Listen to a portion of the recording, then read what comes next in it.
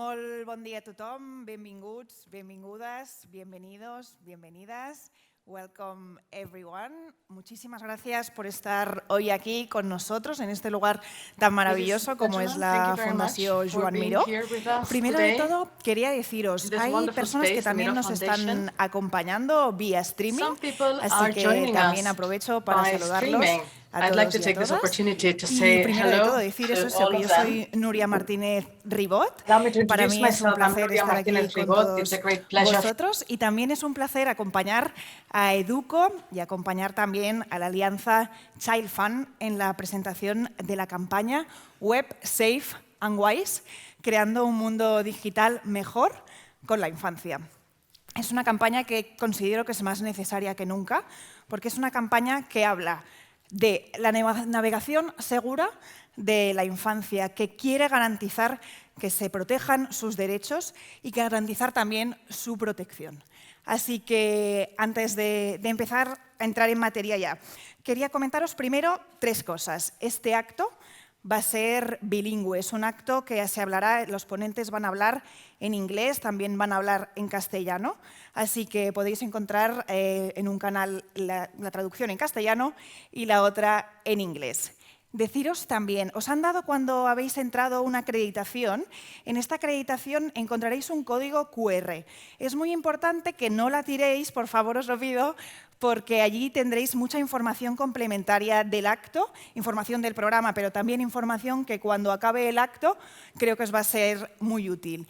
Y también, si os apetece compartir información de este acto en redes sociales, os pido por favor que lo hagáis a través del hashtag de la campaña, que es Web Safe and Wise, este hashtag que tenemos aquí, todo junto, Web Safe and Wise, y así podremos generar debate y podremos hablar sobre lo que se está comentando hoy aquí. Así que nada, ya no me enrollo más, voy entrando en materia. Como os comentaba, esta campaña, este acto de hoy, va a hablar sobre riesgos, sobre seguridad online, pero también vamos a hablar de oportunidades y de oportunidades del mundo online, que también son muchas.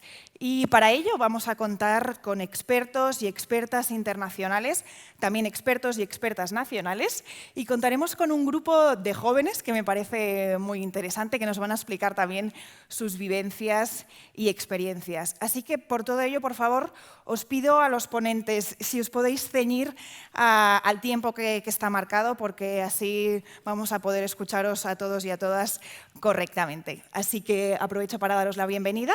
Empezamos con la inauguración del acto. Doy paso a la señora Pilar Orenes. Ella es directora general de Educo. Muchísimas gracias, Pilar.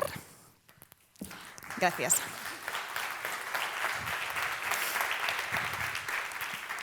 Buen día, benvingudes, benvinguts. Es un placer sentirnos también acompañados esta mañana. Gracias por la participación de la honorable señora Victoria Alsina, consellera de Acción Exterior y Gobierno Obert de la Generalitat de Cataluña, ilustrísimo señor Joan Ramon Riera, regidor de Infancia, Juventud, Personas Grans y Personas amb Discapacitat de l'Ajuntament de Barcelona, las ilustres diputadas y diputados del Parlament, la Junta para la Infancia del Síndic de Greus y a todos vosotros y vosotras, entidades, amigas y amigos que nos acompañáis hoy, bien a través del streaming, bien en este espacio maravilloso de la Fundación Joan Miró. Hoy hablo en nombre de un Educo que es parte de la Alianza Internacional ChildFund. Y quiero hacer también una mención especial a todos los afiliados que forman parte de ella y que hoy, procedentes de diferentes países, están presentes en la sala. Me siento orgullosa de dar cabida en esta ciudad de Barcelona al lanzamiento de nuestra campaña global Web Safe and Wise. El ecosistema digital forma parte de nuestro día a día y como tal es un espacio donde crecemos, donde desarrollamos, que influye en nuestra educación, que fomenta los valores, que fomenta derechos, que fomenta responsabilidades, claro que sí. Es un ecosistema que hace que desde muy jóvenes tengamos acceso a la información, nos genera oportunidades de participación y eso es importante. Pero desgraciadamente, igual que pasa en todos los entornos de nuestra vida, la lacra de la violencia contra la infancia también está presente en este entorno virtual. Discursos de odio, acoso, adicciones, desinformación, un largo etcétera de términos que estamos empezando a conocer como sociedad. En EDUCO somos conscientes de que estos riesgos son ignorados en muchas ocasiones por desconocimiento, por escasez de competencias, pero es preciso señalar que también por falta de corresponsabilidad entre todos los actores de este ecosistema, que es lo que más compromete a la infancia, y especialmente a la infancia más vulnerable. El uso a veces de un lenguaje que no está pensado para ellos y para ellas, y por lo tanto de difícil comprensión. La utilización de estrategias que inducen al engaño. Reconocer que los colectivos cercanos como familias o centros educativos a veces no tenemos las capacidades adecuadas para formar, educar y acompañar en este nuevo lenguaje. La educación de la infancia tiene que hacerse en un entorno seguro, en un entorno de bienestar. Y por esto, la protección para EDUCO y para la Alianza ChildFund es un tema prioritario. Trabajamos por asegurar esta protección y lo hacemos en los centros educativos, en los espacios de tiempo libre, en los deportivos, en los contextos de ayuda humanitaria. Y si buscamos hacerlo en todos esos lugares donde los niños y las niñas se mueven, porque todos esos lugares inciden en su educación, ¿cómo no lo vamos a hacer en el mundo digital? La protección de la infancia debe ser una preocupación de toda la sociedad, administración pública, empresas, entidades sociales, escuelas, familias. Y para lograr este objetivo necesitamos un ejercicio de corresponsabilidad de todos los actores implicados. Web Safe and Wise es una campaña global que hoy lanzamos a nivel mundial, pero también buscamos aterrizar en cada uno de los países donde trabajamos. Somos una organización de mirada internacional, pero con fuertes raíces locales. En un mundo tan interconectado, los cambios solo se van a dar si generamos una fuerza global para el cambio, una fuerza global de campañas. Pero al mismo tiempo nos vinculamos con los contextos, con las realidades que viven países tan diferentes como Bolivia, Filipinas o Nueva Zelanda. Permitidme un minuto de esa mirada local. El acoso escolar se ha duplicado en España en los últimos años y 1 de cada 5 niños y niñas sufre violencia. La aprobación de la ley de la protección a la infancia, a la que llamamos LOPIBI, esto fue hace un año y fue una aprobación histórica, pues ahora tenemos la oportunidad de seguir dando pasos hacia adelante y hay que dotarla de suficiente presupuesto para que no se quede en papel mojado y que esta protección de verdad se haga una realidad. Tenemos que avanzar en proyectos claves como implementar la figura de ese coordinador o coordinadora de bienestar y de protección para la infancia en los centros educativos, sociales y deportivos. La mejor protección surge desde esa educación desde la raíz, que abarca todo el sistema, todas las etapas, todos los actores. Pero también la protección surge de los espacios de participación y agencia y poder de la población más joven. Ellos y ellas están a la vanguardia del uso de las nuevas tecnologías, pero completamente invisibilizadas en la construcción de la normativa, del contenido.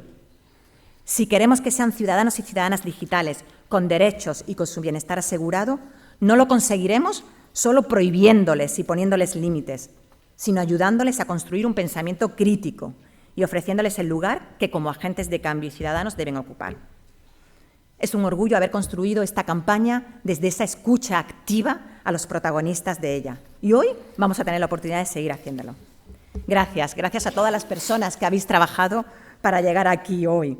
Gracias a los niños y a las niñas con los que construimos a diario y gracias a vosotros por acompañarnos y ser parte de esta iniciativa.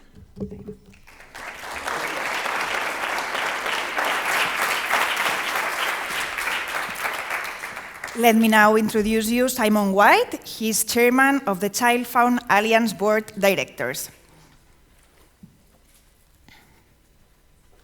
Thank you very much. Bon dia and greetings to all. It is wonderful to be here in Barcelona with so many ChildFund colleagues and to receive such a warm welcome from our host at EDUCO and from government officials in Spain. We are here today for a very important reason, for for Web Safe and Wise, ChildFund's new online safety campaign for children. This campaign is ChildFund's first major initiative rolled out as part of the Alliance's new 4-year strategic plan. The plan builds on ChildFund's long-term commitment to end violence against children.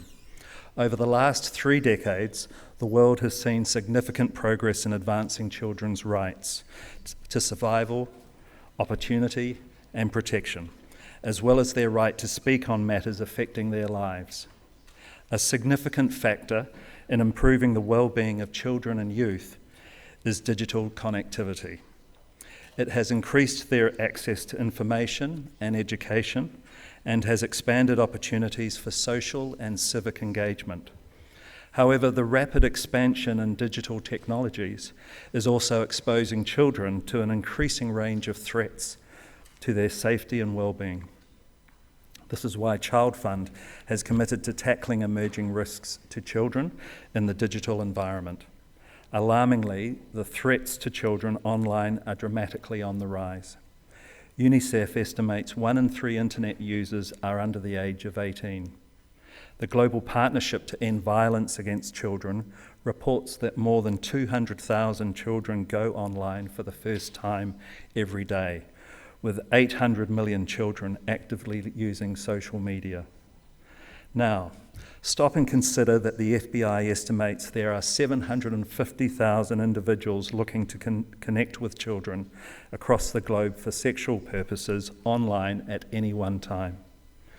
Yet globally, laws and policies to keep young people safe online are insufficient and inconsistent.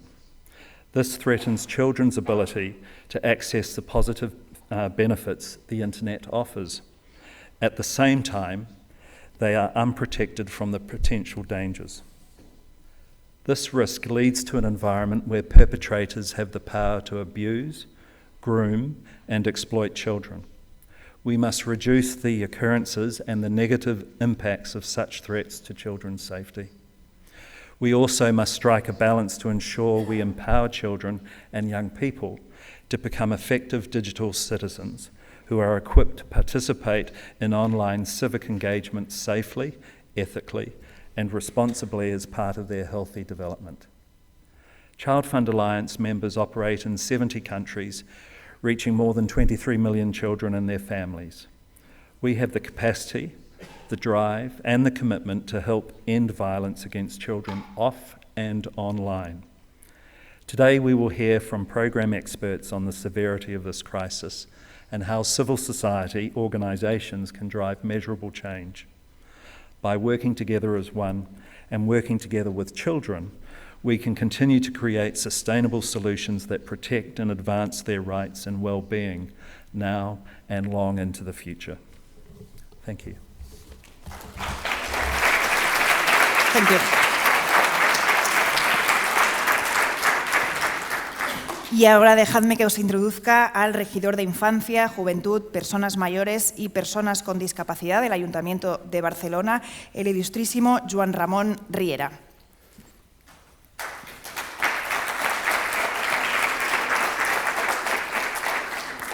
Gràcies. Molt bé, doncs welcome to Barcelona. Bon dia, buenos días, good morning. Benvinguts a Barcelona i em passo al castellà. Autoridades, Mr. Jones, Landry, White, la senyora Gardinier i la senyora Orenes, ara saludo. I representants i tots plegats. Escolta, la veritat és que es fantástico de presentar hoy esta campaña y aprovecho para compartir con todos vosotros un par, si me permitís, me han dicho que tengo 5 minutos, pues un par o 3 de reflexiones, las que me quepan en 5 minutos, porque hay mucho que decir y compartir. Mirad, Internet permite convertir cualquier cosa, cualquiera, en un producto audiovisual. Cualquier cosa, desde las matemáticas a cosas tan execrables como los vídeos de la manada, ¿no? Cualquier cosa puede ser un producto de consumo audiovisual. en Internet. Y es nuestro deber, yo creo que como sociedad, o como sociedad civil, las entidades, las instituciones, pues construir y participar y ayudar a los chavales y las chavalas de que sean conscientes de esta realidad, de que sean capaces de separar lo que es, lo que aporta valores, lo que aporta educación, lo que te hace ser mejor persona, de lo que no. Es decir, construir sentido crítico, ¿no? Y yo creo que bueno, instituciones como Educo o como o todos los que trabajamos en el sector de la educación, pues intentamos participar de ella. Es decir, aquí no vale el paternalismo, aquí no vale el niño caca, aquí no vale el decir niño no hagas ciberbullying, no sirve, porque al ser un producto audiovisual de consumo es demasiado, seduce demasiado, caes en la tentación, de manera que lo que cabe es construir estrategias para construir sentido crítico en los chavales, en los niños y en las niñas. Mirad, decían los antiguos que un árbol, un niño y un maestro ya es una escuela. Todo el resto ya es la parafernalia del momento histórico en que vivamos. Pero un niño, un árbol y un maestro ya es una escuela. Pues una pantalla más un vídeo no es un recurso educativo de per se. Le falta algo, le falta valor humano, le falta pedagogía, le falta muchas cosas para llegar a ser una escuela, ¿no? Y aquí yo creo que debemos aportar mucho. Por ejemplo, y ahora criticaba mucho las redes y tal, pero también hemos aprendido cosas de las redes, cosas muy buenas. Y es que, por ejemplo, hemos descubierto que durante las últimas décadas, pues las matemáticas se contaban mal, ¿no? Y todos sabemos, pues un poquito de álgebra, pero no sabemos la diferencia entre los números reales y los números irreales. Y cada uno tiene sus propiedades, ¿no? Y esto también hay recursos en Internet que verdaderamente son verdaderas experiencias educativas, ¿no? Y, o sea, tenemos gente, instituciones, entidades, youtubers, profesores normales que graban sus clases y que nos dan verdaderas lecciones de cómo debería ser y cómo debería ser un contenido seguro, como dice la campaña, wise, sabio, en la red. Y en este sentido, yo lo que quería era poneros a disposición la ciudad de Barcelona. Mira, Barcelona es la novena, según los informes, estos rankings que hacen, es la novena mejor ciudad del mundo y la tercera del mundo occidental. Pero yo quería destacar que es la 10ª ciudad más atractiva para el talento digital y la 4ª de Europa. Es una de las ciudades, dicen los expertos, más inteligentes del mundo, según un estudio de Smart Cities y tal. Y este informe facilita una clasificación de referencia internacional de las que más de 50 ciudades Smart participan, ¿no? Nosotros tenemos la posibilidad y tenemos la capacidad y la infraestructura de estar no diré en el top, pero en muy buena posición en conectividad y en talento digital, ¿no? Y justamente por eso, o sea, ya llevamos mucho tiempo insistiendo y trabajando para que las tecnologías digitales y sus aplicaciones, la inteligencia artificial, se hagan en clave de humanismo tecnológico, es decir, aportar valores a la tecnología, aportar sentido humano a la tecnología. Y esto es de las cosas que en el futuro vamos a hablar bastante, ¿no? O sea, tenemos que poner, yo creo que ahora tenemos enfrente de nosotros el gran despliegue de las redes neuronales, por ejemplo. Y esto ya está pasando, se está desarrollando. Y como decía antes, en el caso de los contenidos audiovisuales, con las redes neuronales se puede hacer exactamente lo mismo. Se pueden hacer cosas absolutamente fantásticas y se pueden hacer cosas absolutamente execrables, ¿no? Es solo una herramienta, la ciencia, la técnica, es solo una herramienta. Somos nosotros los que debemos poner valores y debemos poner educación en los usos de estas herramientas, ponerlas verdaderamente al servicio, ¿no? De no solo de la persona, sino de su libertad, de su condición de ciudadano, de su libertad, de su condición de ser igual respecto al de al lado, ¿no? Y yo por eso os quería felicitar a Educo, felicitar a ChildFund Alliance y a todos los agentes que participan de la campaña web Safe and Wise que hoy lanzamos, pero que de hecho, o sea, hoy es un punto de inflexión, pero en el fondo esto es una música que nos va sonando poco a poco y que hay que ir repicando y que esta vibración tiene que ser cada vez más fuerte y más sólida para evitar, pues lo que decía la señora Arenas, todos esos mal usos, el cyberbullying, el sexting, etcétera, etcétera, etcétera. Y podéis contar, y os lo digo así sinceramente, con la colaboración del Ayuntamiento de Barcelona. Muchísimas gracias.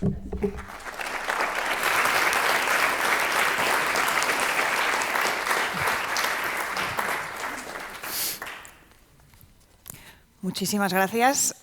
Recogemos el guante, señor concejal. Muchas gracias por la disposición del Ayuntamiento de Barcelona. De verdad que nos lo apuntamos. To help us understanding the risks of the digital world, today we have with us Guillaume Landry, is Executive Director of ECPAT International, with over 2 decades of experience in organizational development, including in child protection and child rights. Guillaume is also an author and contributor to more than 50 reports on the status of children's rights worldwide. Guillaume will talk about the threat of online sexual exploitation and abuse that is facing children online in different regions of the world. Thank you very much and welcome. Thank you.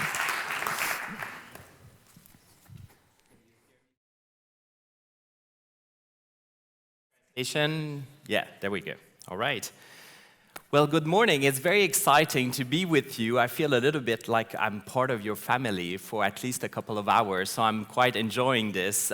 So really a warm thank you to the ChildFund Alliance family, especially to Educo, to being such a great host. I wish that I could come back with ECPAT and you could organize a similarly sort of wonderful event here in Barcelona. Also, greetings to all the dignitaries and ladies and gentlemen. So I'm going to speak fast because there's so many things that I'd like to talk about. So the purpose of my presentation is a little bit to inspire you, civil society organizations around the world, and seeing how you can make a difference working on issues related to technology, facilitated exploitation and abuse of children for sexual purposes.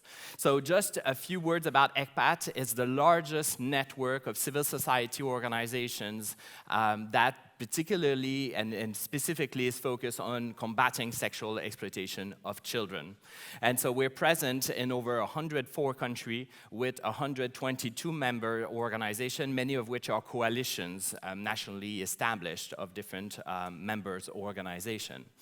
And I'm going to speak with different examples coming from around the world, not to say that those manifestations are specific to that region. It's just an entry point to sort of illustrate a little bit some of the challenges we encounter locally, but that can be sort of inspiration of how to move forward. An example from our members in Southern Africa is a challenge of, in a case of using WhatsApp, there's a circulation of an intercourse between two children that has been filmed with an adult at the back instructing children on how to conduct themselves in that case of a sexual exploitation. What's interesting in that case is civil society organization going to the national police in that context and trying to take actions in that regard. And the police dismissing the ability to address the case, first because the service provided, the WhatsApp, is not based in that country.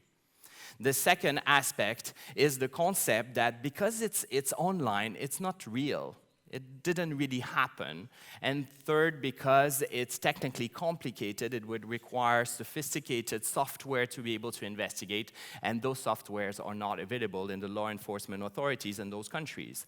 So really the pivotal role of the police in the capacity to address this issue is really key and central. And we play a role as civil society organizations to engage with those law enforcement authorities to make a difference. Another example is from West Africa, where we have girls who were repeatedly in context of sexual exploitation with prominent figures of political figures on those countries.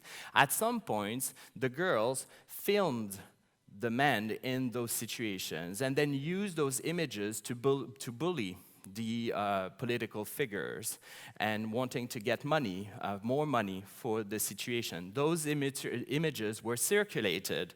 What's important to understand, and after that, it is the children who were blamed for the situation, because all of a sudden they were not fitting the image of being the victims.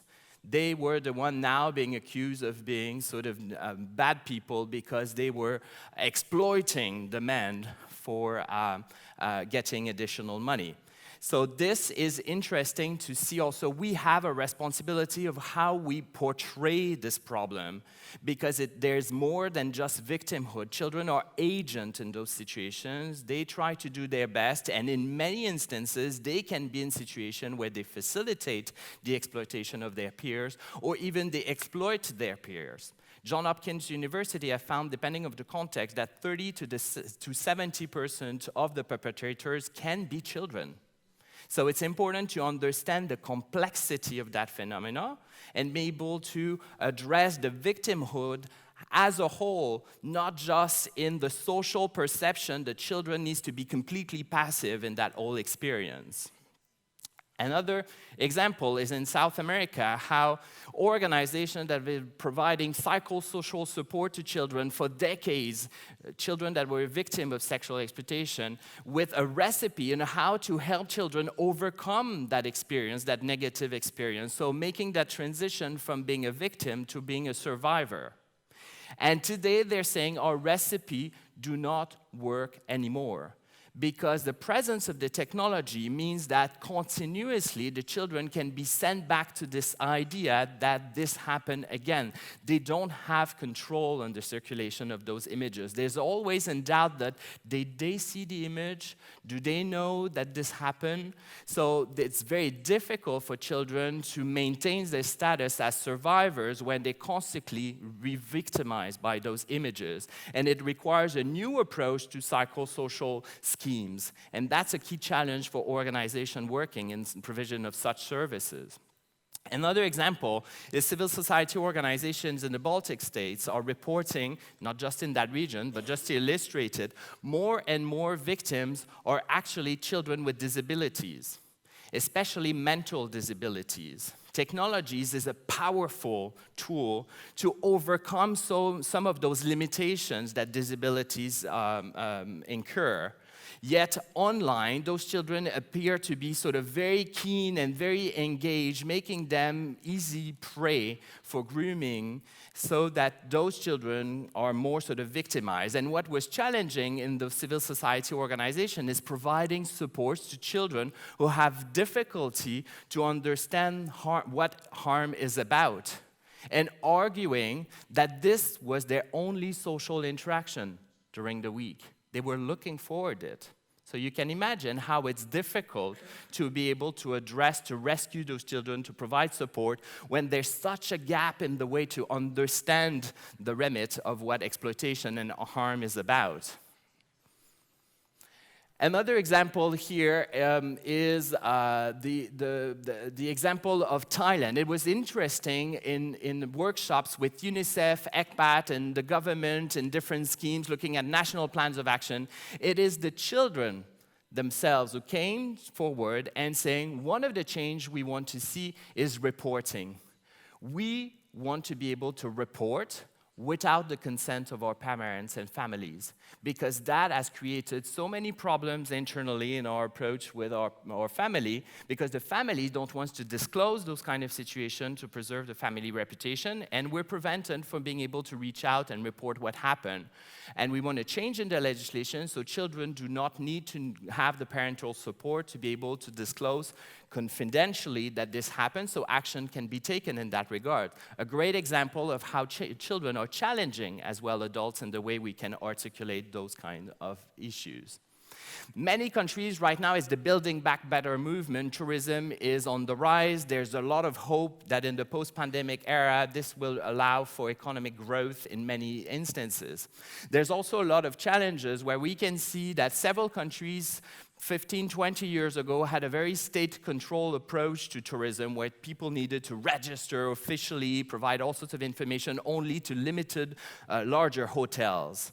We saw maybe 10 years ago or so that the opening of the tourism sector led to sort of more approach to guest houses, decentralizing the experience of tourism. As a consequence, what it meant is we could measure that there's an increase in sexual exploitation.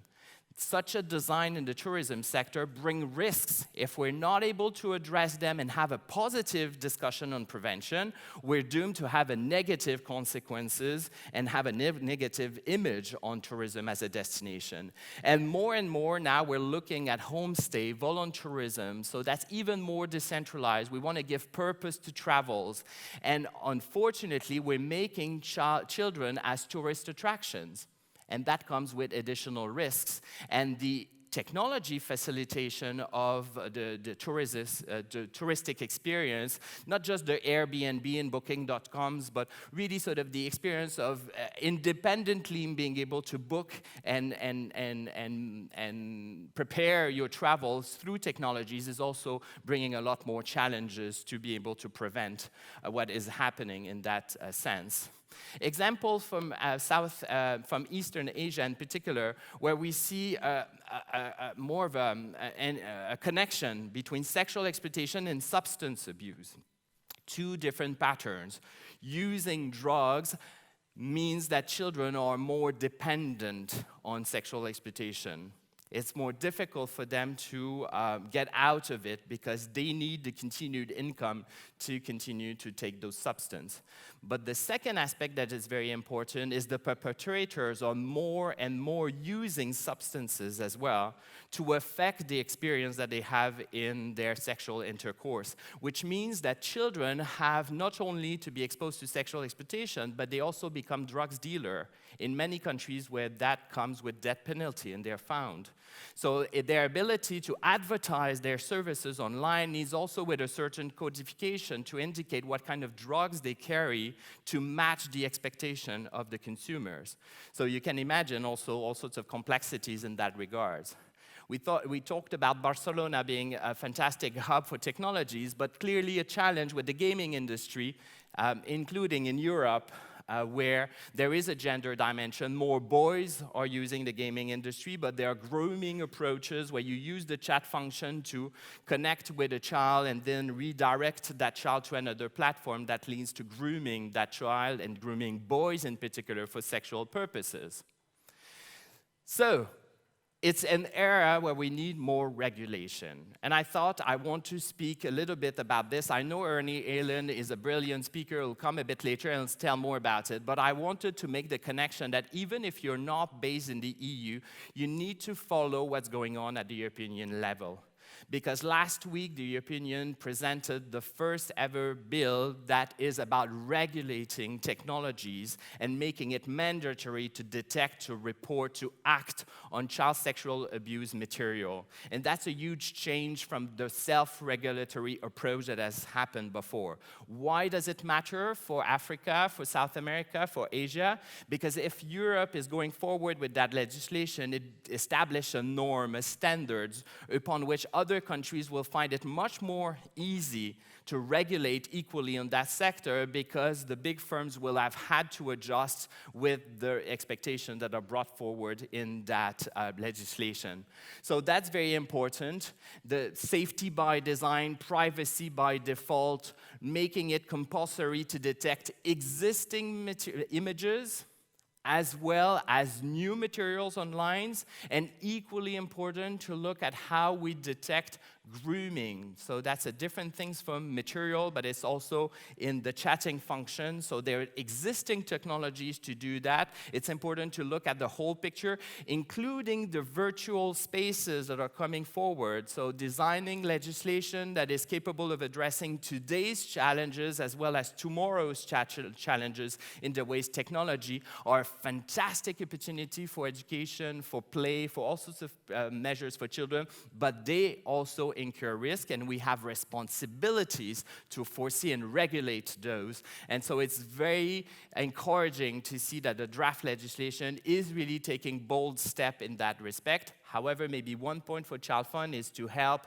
advocate, because the space for civil society to play a role in this is not clear. So that's something we must be careful and advocate together in that regard, especially with the new EU center that is meant to be established, a little bit similar to NICMEC in the United States, for coordinating the response of law enforcement and governments in addressing child sexual abuse material. So different aspects to take into account. I don't like to read slides, so you see a little bit that, and I'm being told I'm speaking too much, so I'm going to go a little faster in that regards.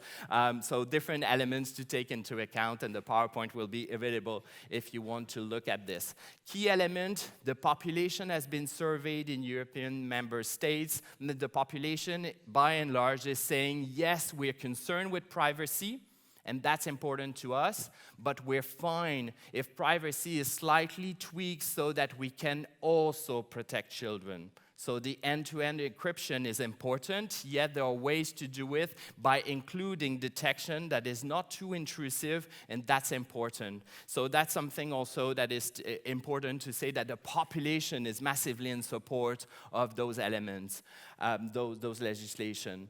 Important to look at victim-centered approach. So many ChildFund members are active in that regards. Access to justice, victim-centered approach. There's a lot to be done in that regards to expand the understanding in regards to crimes committed via technologies, and also the access of justice via technologies. So it can be an opportunity as much as a problem, and that's something to really take into account. And also making sure that we're reflecting the complexity of the experience of children, not just as pure victim of sexual exploitation, but also being agent in that experience, which can include acts that put them in conflict with the law. Yet they remain children and needs to be protected as victims. And we need collectively to be careful at how we're using communication, sometimes to be very sort of, compelling. It's easier to fundraise to just present children as pure victims. But we're creating the problems later on, that we're making it difficult for children who do not fit only that context to access the services we provide. So very important to reflect that. Last element, disrupting harm, is a huge study that was led by ECPAT together with Interpol and UNICEF with the Global Partnership to End Violence Against Children. Critically, up to 20% of children are subjected. In the Philippines alone, it means in 2021, 2 million children in 1 year experienced serious sexual harm online. So just the figure is outstanding. The majority of those children, about a third of them, did not disclose that to anybody. Those who disclose, they first and foremost disclose to other children, not even the parents. The service provider, hotline, helpline, police, teachers, all of that, is 3 to 5% of cases that are reaching them. So we need to be careful as, yes, let's strengthen the legislation, the policies and all of that, sure. But let's also think about the fact that the vast majority of the cases do not reach those levels.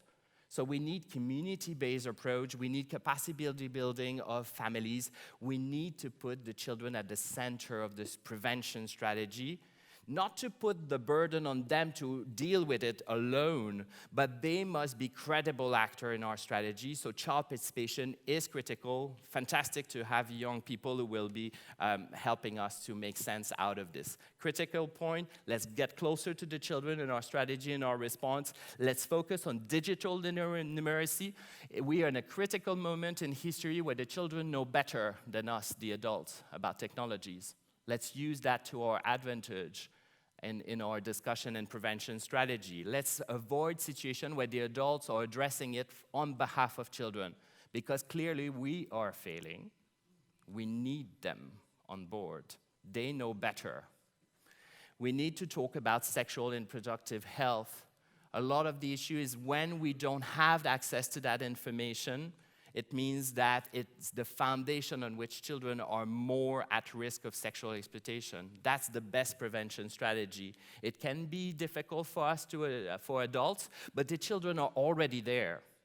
So let's address this concept of taboo subject to really sort of have solid material approaches that is not just superficial, and allow children to be equipped to have a constructive discussion about sexualities.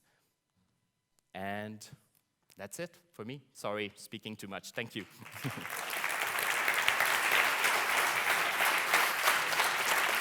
Thank you very much. Y aunque no ha podido acompañarnos hoy presencialmente, sí que vamos a poder contar con ella a través de un vídeo de la excelentísima señora Carme Artigas. Ella es la secretaria de Estado de Digitalización e Inteligencia Artificial. Muy buenos días a todos y a todas, y muchas gracias por invitarme a formar parte de este acto de lanzamiento de la iniciativa web Safe and Wise. Un proyecto fruto del enorme compromiso con la educación y los derechos de la infancia que desde hace más de 25 años viene demostrando y poniendo valor Educo de la mano del ChildFund Alliance. 25 años durante los cuales más de 1,5 millones de niños y niñas han tenido, gracias a Educo, la oportunidad de descubrir todo un mundo de posibilidades a través de la educación y el conocimiento.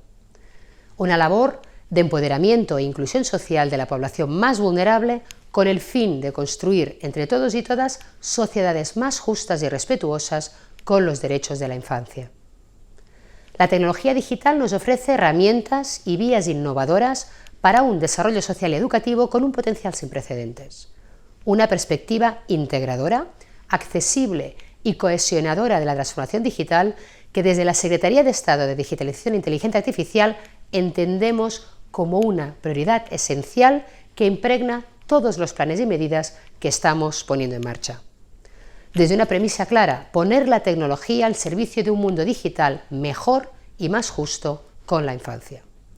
Para dotar a los niños y niñas en situación de exclusión social de los recursos y el apoyo necesarios para progresar en igualdad de condiciones en este nuevo universo digital que se está abriendo entre nosotros. Para ello es imprescindible que la educación, la adquisición temprana de competencias digitales y el desarrollo del talento marque la agenda de digitalización de la próxima década. Que la alfabetización digital sea la gran oportunidad para millones de niños y niñas en todo el mundo. Una labor que es de todos, del sector privado y del sector público, y que gracias a proyectos como esta web Safe and Wise podemos seguir desarrollando una tecnología por y para todos. Muchas gracias.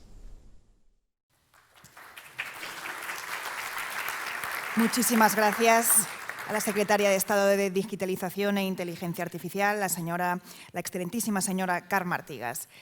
And today is also with us Rob Jones, is the Director General of the United Kingdom's National Economic Crime Centre at the National Crime Agency. Rob has 30 years of law enforcement experience, including with the online abuse of children. In 2021, Rob was appointed Director General of the National Economic Crime Centre, responsible for tackling serious organized crime. Rob joined us to speak to the challenge faced by law enforcement and the threats posed by end-to-end encryption. Welcome, Mr. Jones. Thank you very much.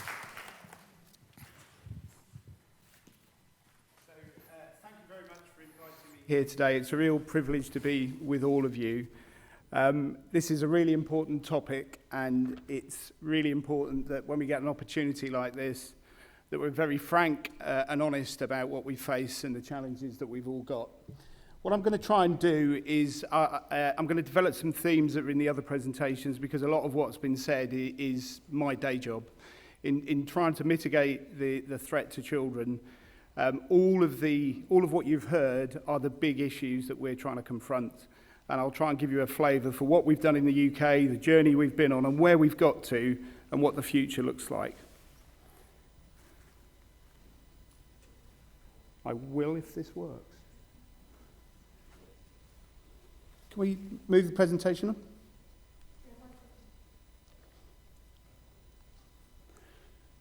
Okay, just whilst they move us on to the presentation, I will, if you can move on to the next slide for me, please.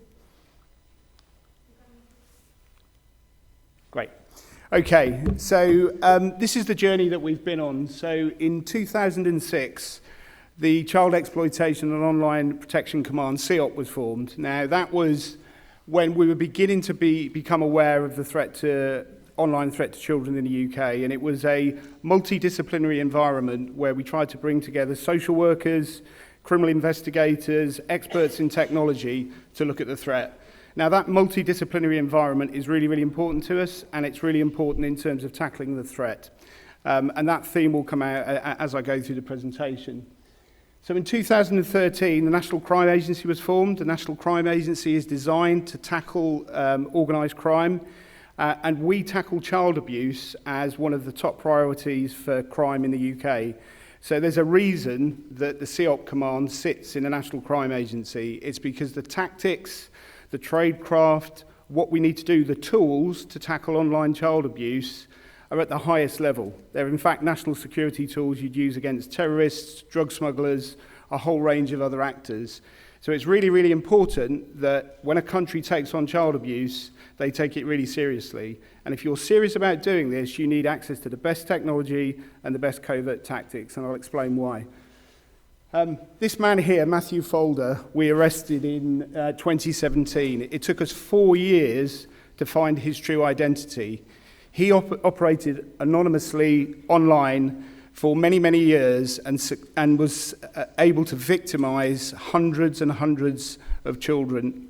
That was all across the world. It wasn't just children, it was adults. Now, what Folder did was particularly sadistic, and it's not just relevant to the child abuse that you may recognize at the moment, it's also something that's been developed over the years, which is a really sadistic way of victimizing children through extortion, where the abuse is perpetrated by bribing the child after they've presented an image to the individual and the offender, which then proliferates and is used to blackmail and exploit that child. That type of offending allows one individual to create literally hundreds and sometimes thousands of victims. So that extortion, that bribery, that coercion that can be perpetrated remotely is exactly what this individual did. He was a Cambridge graduate, he was an intellectual. Unfortunately, he used all of his intellect for bad, but he is one of many, many individuals that operates on the dark and open web. And this type of individual is an advocate for child abuse.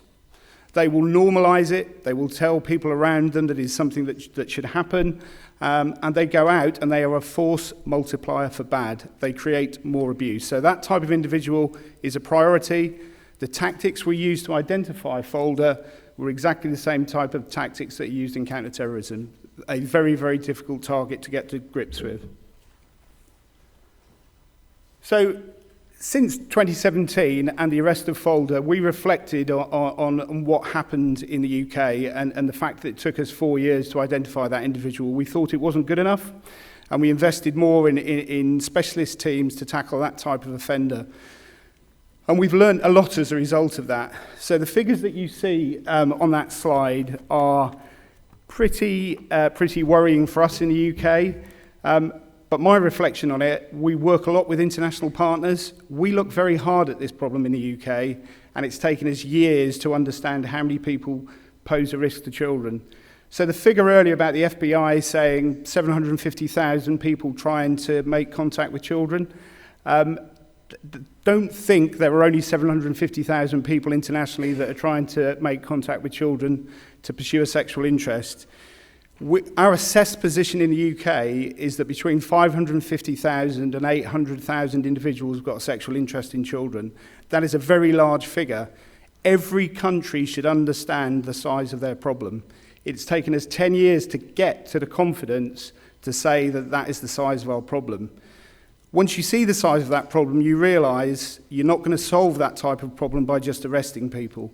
So the whole civil society approach, the whole system, making sure that you create resilience in potential victims through education, making sure that technology is safer by design, and then making sure that your law enforcement and your government take this very, very seriously and have got laws and capability which are used against the threat, are probably the three things that you need to do.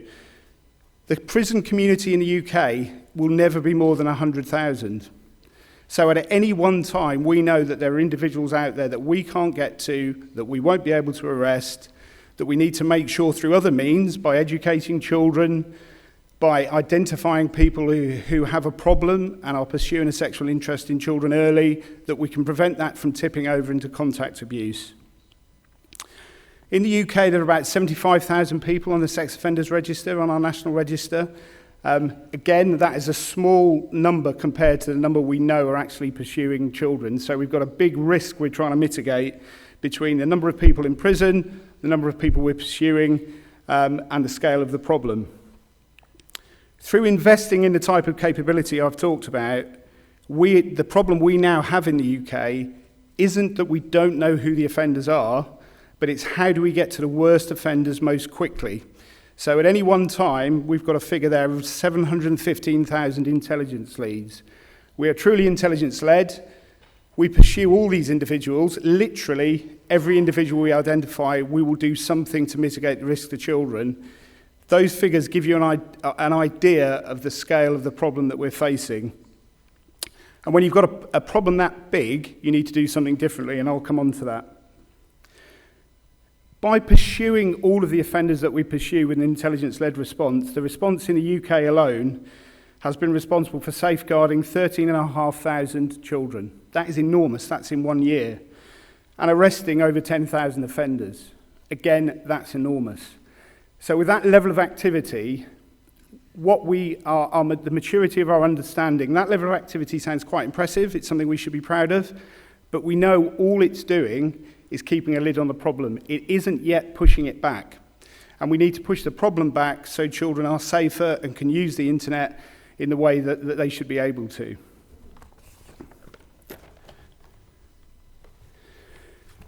So the challenges that we face as we move forward, I'll give you some more numbers, and these numbers are important. Over 29 million reports containing 84 million images and videos of child sexual abuse were reported to the National Centre for Missing and Exploited Children in 2021. That's a 33% increase on the 21.7 million reports in 2020, which itself was a 28% increase on the 16.9 million reports in 2019. So you've got this exponential growth in reporting to the National Centre for Missing and Exploited Children. Those figures give you insight globally on how easy it is for somebody to obtain an image of child abuse. And we think that's completely unacceptable. So as part of what we advocate with Safety by Design, and as part of pushing the problem back, is we need to challenge the fact that with a normal search engine, in probably about 10 seconds and probably in about 4 clicks, you can identify and download an image of child abuse. That is completely unacceptable because it normalizes that abuse, it allows people to rationalize it, and we also know that most people's entry into viewing child abuse images isn't on the dark web, it isn't in some niche platform, it's on the open web, on a platform or a search engine that children can access, that adults use as part of their daily life. So, the first point is we have to challenge that, because until we challenge that and get this material off the open web, get this material away from search engines like this so they're not indexed, this will continue to get worse. The normalization and the continuum of offending that we see is once offenders meet like-minded individuals, their behaviour, it's like radicalisation that you see with counter-terrorism, they are told their behaviour is normal. They are welcomed into a group, and their behaviour and their negative behaviour towards children is accelerated. That is an enormous challenge for us. So we need to get in at that stage with industry, with civil society, to prevent those individuals from progressing through that pathway. Because the pathway that they're on is real-world abuse. People talk about online abuse as if it's something abstract. It is all real world. The real world for children is online. So if anybody says to you that somebody is viewing an image and they try and downplay viewing an image because it's online, you must challenge that. This is real-world abuse. That abuse has happened in the real world, and it will be used to perpetrate more abuse in the real world. Much of what we see with people like Folder and Wilson, who you saw on that other slide, the type of offender we see in the UK, they are using their communication, their sexualised communication with children to perpetrate more abuse through coercing that child into abusing a sibling or friend. And that is what we're up against. So that challenge needs to be very upfront, and people need to understand why we need to do it. And we also need to make sure that children understand what is going on, because the internet is a place where children masquerade as adults. They go on platforms, they lie about their age, they interact with adults continually, and adults pretend to be children. That is not healthy, and it's not good for child safety. And in that environment, we need insight into that environment. And the problem that we have at the moment is the technology that has fed a lot of the effort that I've talked about is from the insight which industry gets into the traffic on their platforms. So the chances of a masquerade account, a man masquerading as a child to coerce a child into child abuse, it can be picked up because industry are able to detect that and report that. With privacy-enhancing technologies like end-to-end encryption, that's just one. There are a whole range of opportunities for those individuals to be hidden from law enforcement. So the debate and the conversation around privacy-enhancing technology and how that works in the future needs to develop, because at the moment you have polarised opinion where the privacy lobby will say that law enforcement and civil society just want to spy on people, access more and more data for the sake of it. That's not right. Our position is, for 10 years, we've had insight into a problem because content on platforms has been looked at by service providers. They have to do it anyway. They have to do it for cybersecurity, to prevent malware. They have to do it to keep their infrastructure safe. So why wouldn't you do it to keep people safe? The removal of the ability to scan and look for that type of image and type of material, for me, is similar to taking seatbelts out of cars, airbags out of cars. You've got a safety measure that works, that's working really, really well. You want to move to a new business model, it's absolutely incumbent on you that your new business model is as safe as the one that you had before. It shouldn't go backwards, it needs to go forwards.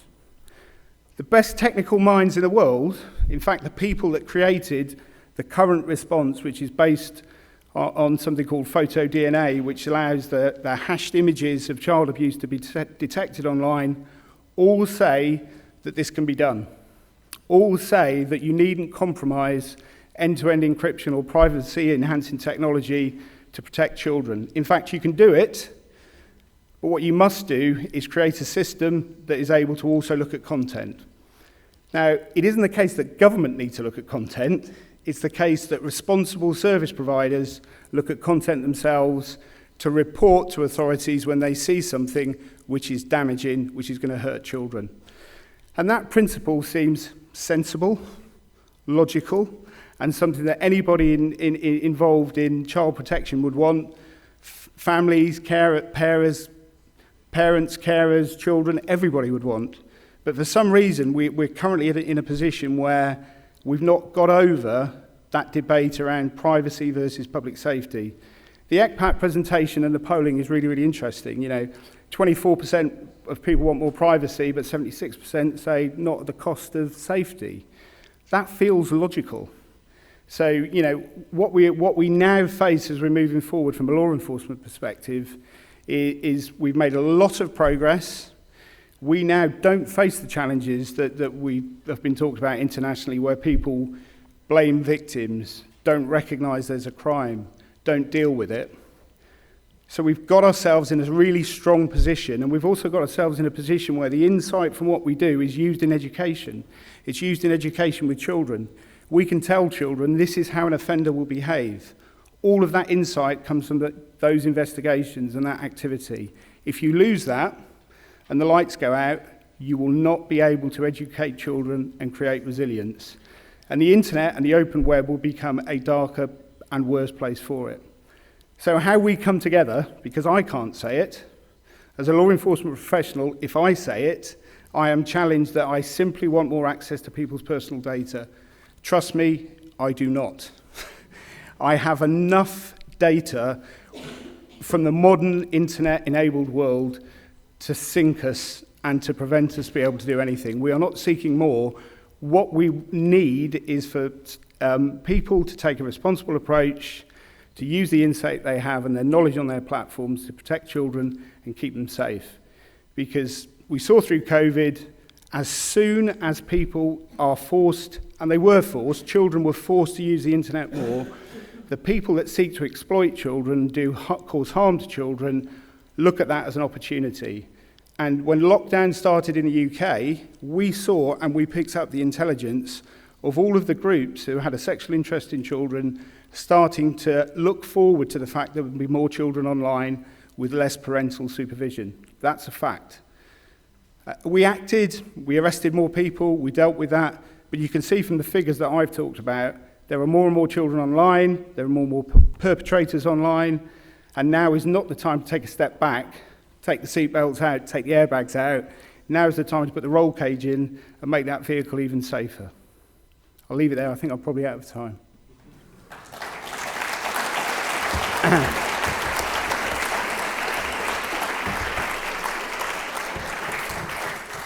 Thank you. Después de estas interesantes intervenciones sobre riesgos, sobre seguridad, ha llegado el momento de profundizar todavía más en la campaña que nos convoca hoy aquí. Y para ello vamos a tener un modelo híbrido de diálogo. Por un lado, vamos a tener a Meg Gardner, she's Secretary General of ChildFund Alliance. And we'll have on streaming Ernie Allen, he's chair of We Protect Global Alliance. Ernie is a global expert on the digital economy, the dark web, and child protection, including child abduction, human trafficking, child abuse, and exploitation. Ernie was appointed by UK Prime Minister David Cameron to chair the UK Global's initiative to tackle digital child abuse and exploitation. Thank you very much. You have this. Oh, thank you very much. Thank you. Thank you, Nuria, and welcome to everyone. It's a pleasure to be here, and I'm happy to have the opportunity to share some highlights about our campaign on online safety and to engage with Ernie, someone whom we've had a wonderful working relationship with since we've launched the early phases of our strategic plan. As we've heard from our previous speakers, we're facing a crisis that puts millions of the world's children at great risk. In view of this, ChildFund Alliance unequivocally commits to building a safer and more inclusive digital world for children. Our Web Safe and Wise campaign focuses on two outcomes. The first, laws and policies to protect children from online sexual exploitation and abuse are strengthened. The second outcome, children are effective digital citizens who are equipped to participate in online civic engagement safely, ethically, and responsibly as part of their healthy development. To achieve these goals, ChildFund has developed key policy asks. We now call on stakeholders in the public and private sectors to support and advance these asks in order to help improve protections and enhance digital skills development for young people. These will be shown on the screen for you shortly. Am I to show this, or it's okay, it'll show up. So I'm going to just summarize these policy asks. They're outlined in our book that we've shared with you today, our policy brief. allocate a mandated ministry or agency to oversee online harms against children, develop, strengthen, and enforce comprehensive laws that criminalize online child sexual exploitation and abuse acts, strengthen and resource existing child protection systems to focus online safety and to support child survivors of online abuse, prioritize funding sources and training to help children become effective digital citizens, and conduct research of children's online experiences to inform policy, programming, and resourcing decisions. As part of our work, we're reviewing all national legislation in countries where ChildFund offices are engaged in online safety programs. Our goal is to identify major gaps in protecting children from online sexual exploitation and abuse. And we'll share this information with key decision makers and invite officials across jurisdictions to become children's champions by working with us to create and strengthen legislation. We cannot underestimate the severity or the scope of online sexual exploitation and abuse of children. And no one knows this more than Ernie Allen, chair of We Protect Global Alliance, who joins me now via Zoom to talk about this global threat to children's safety and well-being. Ernie has spent decades working on this issue. He is the founding president of the National Center for Missing and Exploited Children, and he served as president and CEO of the National and International Centers for Missing and Exploited Children. Ernie, I want to thank you and welcome you to the ChildFund Alliance launch. We have about 4 questions for Ernie. I'm going to raise the first one. I'm assuming he is online, even though I can't see him. I am here, Okay. Meg. Good to be Hi, with Ernie. you. Nice to see you. Ernie, in 2019, the New York Times reported that this issue had evolved from a problem to an epidemic to a crisis at a breaking point. How accurate was this assessment? Well, Meg, we think that that assessment is absolutely accurate, and it demonstrates the fact that this has long been a problem of hidden victims. I think Rob and Guillaume particularly made that point in a powerful and compelling way. Overwhelmingly, children do not report online abuse and exploitation. So this is a problem that we need to put on the global policy agenda. This is one that overwhelmingly national leaders around the world do not yet acknowledge and understand. And it's why I think your initiative is so timely and important, and so much more needs to be done. Ernie, thank you. And you mentioned that a lot of global policymakers around the world are not aware of this. And often we hear people characterize the incidence of online sexual exploitation as a problem that impacts the so-called North versus the global South. In conversations that you and I have had, you've actually challenged that assumption. And I think at one point you even undertook some research to probe more deeply. I think that's really essential and really important. I hear all the time as we do international meetings and international gatherings, this is a problem somewhere else. It's not a problem in our country because of our culture, because of our religion, because of our history. This doesn't happen here. Well, Guillaume talked about the powerful research that ECPAT undertook with Interpol and UNICEF and the End Violence Initiative at the UN. The We Protect Global Alliance also did some research as part of its latest global threat assessment. And what we did was look at a variety of online exploitation activities, some of which fairly minor, some of which more serious. And we asked The Economist news magazine to use their research arm to interview 18 to 20-year-olds around the world regarding their experience as children online. 54% reported some level of victimization while they were children. That's the global number. And some of it, again, was very minor, some very serious. The average age of first victimization was 12. But I think the most interesting thing about it is that this was not just a problem in the global North. Leading the list of victimization rates was North America, with 71% victims, 67% in Australia and New Zealand, 65% in Western Europe. But it's interesting that in Central America, there was a victimization rate of 59%. In Southern Africa, it was 57%. And the lowest incidence anywhere in the world, which was in the Middle East and North Africa, in Southeast Asia, and in Eastern Europe, was still 44%. So we believe that at least half of the world's children have already been victimized by online sexual exploitation in some way. And another interesting element that I think is important for you to address and your initiative to address is that more girls than boys were victimized, more minorities were victimized than other children. So those, as Guillaume pointed out, that those at greatest risk were those who were most vulnerable. So there's much more that we need to do. This is a problem that is under-recognized, under-reported, underappreciated, and I believe the ChildFund and Alliance initiative can help us address that globally.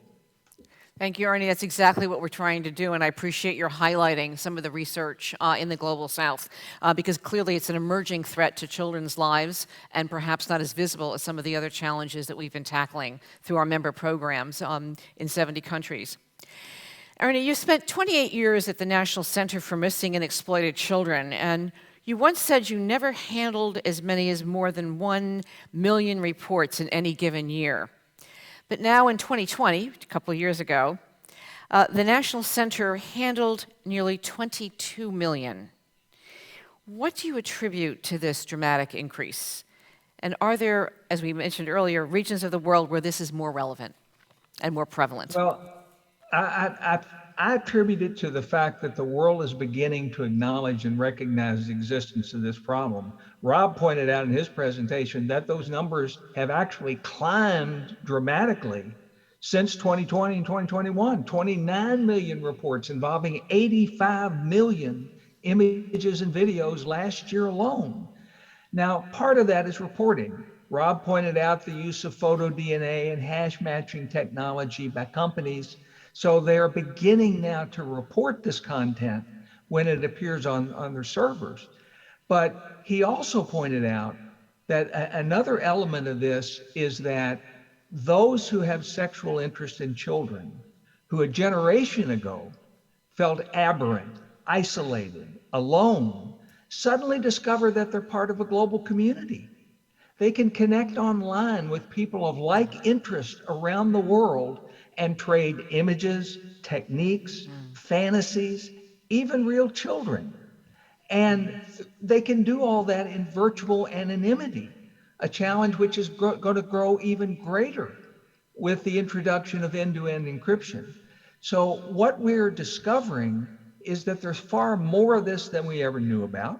Overwhelmingly, children don't tell. They don't report to hotlines. It's not reported to law enforcement. It's pointed out earlier that a relatively small percentage, 3%, actually use those techniques. So what you're doing is incredibly important by mobilizing and activating people in communities around the world so there's greater recognition of that. Let me also point out that while reporting, Rob pointed out the importance of mandatory reporting, not just voluntary reporting. The Technology Coalition did a survey of major technology companies. The good news is that 87% are now using tools like photo DNA to identify content and report it to the National Center and other authorities. The bad news is that only 37% are using tools to identify and report online grooming of children by offenders targeting them through gaming sites, through other sites where they have access to those children. And it's abundantly clear that during the pandemic, the targeting of kids online grooming has more than doubled. This is a massive problem. And that's why I think the point that Rob made about European leadership, the leadership of Commissioner Ylva Johansson of Sweden, the Home Affairs Commissioner for the EU, in introducing new law just 3 weeks ago that will be debated and hopefully approved in Europe that will make such identification and reporting mandatory is so valuable and so important. We think, and I would agree with Rob, that this is a bigger challenge. This is more important than just Europe, because what Europe does will affect the rest of the world. For sure. And they're leading the way, I think, with this recent legislation, and we have a lot to learn. Ernie, I just want to touch on the issue of age. We've talked a lot about the growing incidence across the board, the deepening in the global south. But it's my understanding that there's a clear trend that this abuse is occurring with younger children. And can you tell us a little bit about what you know and what you find most troubling? Well, Meg, my view is that world leaders, by and large, do not understand these crimes or who the victims really are. The Internet Watch Foundation reported a couple of years ago that 94% of child sexual abuse material found by the IWF contained images of children 13 or younger, 39% 10 or younger. In Hope, the network of internet hotlines, reported in 2018 that 89% of its child sexual abuse material reports involve children 3 to 13. So the demand among those who prey upon children for prepubescent children, for younger and younger victims, is large and growing. And that's particularly important at a time in which children's access to the internet has migrated from the PC in the family room to the internet they carry around in their hands via mobile devices. In Australia, 42% of infants are using internet devices by age 2, 81% by age 4, and that's not unique, that's happening around the world. So what that tells us is that the vulnerability of younger and younger children is growing as an element of greater internet access. It's a challenge that I hope you can help us address through your initiative. Ernie, thank you for presenting all of these very disturbing but very real facts. We need this kind of data and information to make our case through advocacy, through national programming, through a range of the things that we plan to do. I'd like to just go back a little bit to your very rich career on this issue, the work that you've done over time. I'm sure you've got a lot of lessons that you've learned during your many years of dealing with this epidemic, as we're calling it. And I'd just like to say, what could you offer to people who truly want to make a difference? We're talking today in front of people who work around the world on a range of situations impacting children, people with a lot of experience, a lot of talent. What would you recommend? Well, what I would say to them is that this is a problem that you have to look for to find. And so what I hope is that each of your members can put this problem on the agenda of your local, state, and national leaders, because we don't have good data. What we have are anecdotal data. So the work that ECPAT has done with Interpol and UNICEF, the work that we're trying to do through research, we really need to quantify this problem in a more meaningful way. How do we do that when overwhelmingly children don't tell, children don't report? And what I've heard from leaders around the world is that if you can't prove it, it must not be a problem. So I hope what you're doing can raise awareness. And this is not just a problem that can be solved at the highest levels at the United Nations or even by national governments. The We Protect Global Alliance has created a model national response, a kind of framework that we hope every country will use to look and see what kinds of steps it needs to take to evaluate what it's doing now. Our goal is to put this on the global policy agenda, to have leaders talk about it and champion it, because we believe that it's a problem that is incredibly serious. The British Prime Minister, when he launched this effort in 2014, said that the online exploitation of children is happening on an almost industrial scale. He called it a major international crime of our age. And underlying all of that is that by and large, the world has missed it. You know, we have a whole coterie of hidden victims. So our hope is that what the ChildFund Alliance and EDUCO and others are doing, ECPAT and others are doing around the world can change that. I think we're doing that. We've tried to bring together the tech industry with law enforcement, with civil society, with international bodies to approach this as a multifaceted undertaking. I think we're making enormous progress. I think there's tremendous hope. And what you're doing through the ChildFund Alliance is going to take that to a whole nother level. So I'm honored to be with you and deeply grateful for what you're doing. Yeah. Well, Ernie, thank you for your leadership on this, for your support to us during the process in which we were developing our campaign. You helped us release our strategic plan in February when we announced our addressing the emerging threats to children's safety, and we look forward to working with you again. So once again, thank you. Thank you, Meg. Thank you very much.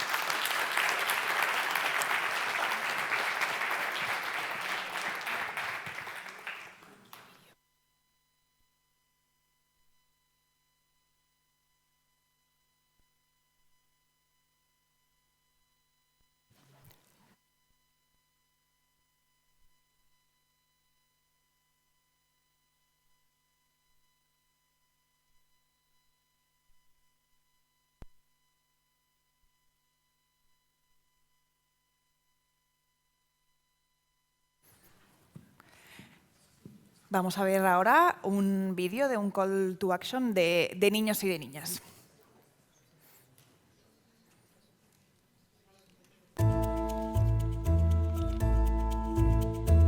Soy Alejandro, tengo 15 años.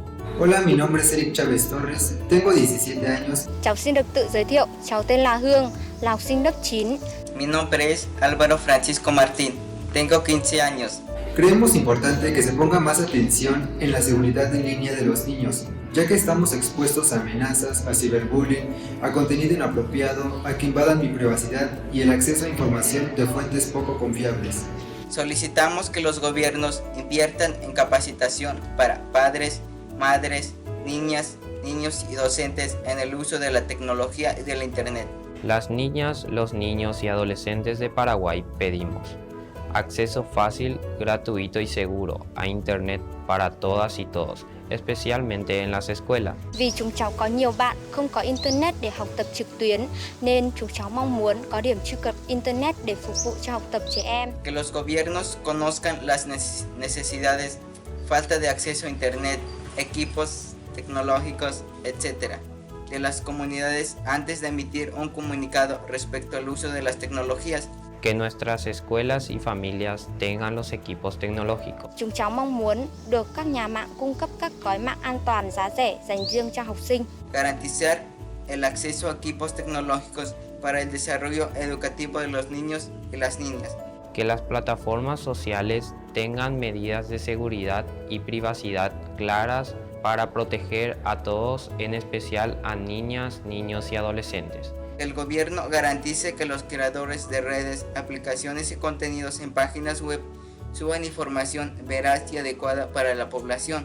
Khi phải học tập trực tuyến, nhiều bạn trong cộng đồng không có tiền để mua một thiết bị an toàn. Có những bạn đã bị thương do cháy nổ.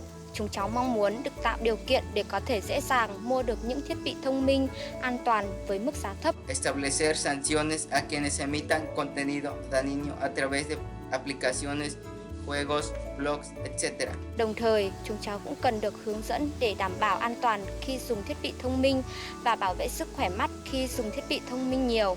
Proveer a las instituciones educativas de material suficiente para prácticas y actividades escolares relacionadas al manejo de cómputo y uso de redes sociales. Gracias. Muchísimas gracias. Y ahora vamos a ver otro breve vídeo. En este caso es de la presidenta del Comité de Naciones Unidas por los Derechos del Niño, Mikiko Otani. It is very encouraging that ChildFund Alliance decided to focus on children's online safety through its wide global network and launched the campaign. Today's children are living in the complicated world of online and offline. All work for children needs to take into consideration of this reality. As a matter of fact, while children don't have equal access to online, children everywhere are equally exposed to increasing online risk. And as we all know, children's online safety has become and will continue to be more important than ever under the COVID-19 pandemic situation and in the humanitarian situations due to natural disasters or conflict. The United Nations Committee on the Rights of the Child in February 2021 issued guidance for states on children's rights in relation to the digital environment, which is called General Comment 25. The adoption of this guidance is motivated by the committee's realization that online is so much part of children's daily lives, positively and negatively. Children whose voices contributed to the drafting process of the General Comment 25 emphasize that they don't want adults to prohibit their use of online to protect them from the online risk. Instead, children want to learn about online risk and be supported to enhance knowledge and skills so that they can navigate online safely and protect themselves from online risk. It is the responsibility of the governments to protect the children from online risk. Governments have obligations to take all necessary measures for this purpose, including adopting law, policies, and programs, providing children and parents with the information on online risk, and providing training to the relevant professionals about online safety for children. In this whole process and activities, collaboration among all relevant actors, governments, civil society, business sectors, and children is key.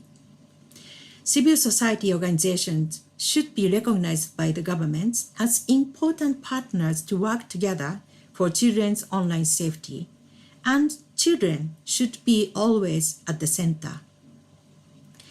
Children's voice must be heard. Children's perspectives must be integrated.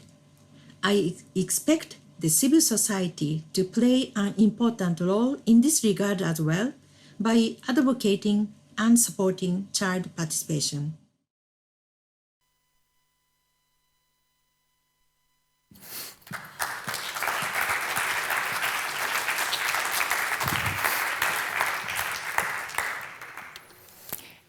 Y ahora continuamos con los protagonistas. Sería imposible seguir con este acto sin la presencia de jóvenes, de adolescentes, de niños, de niñas, para que nos expliquen su experiencia, porque ellos utilizan cada día Internet y las redes sociales. Y para ello contamos con jóvenes del Instituto Escola Rafael Alberti de Badalona. Ellos son Nassar Romaniuk, Sara Luna Ospina, Karen Adela Valdez y Shen Wang. Y por otro lado también va a moderar el debate Alisenda González. Ella es especialista en protección y buen trato a la infancia de EDUCO. Bienvenidos y bienvenidas todos.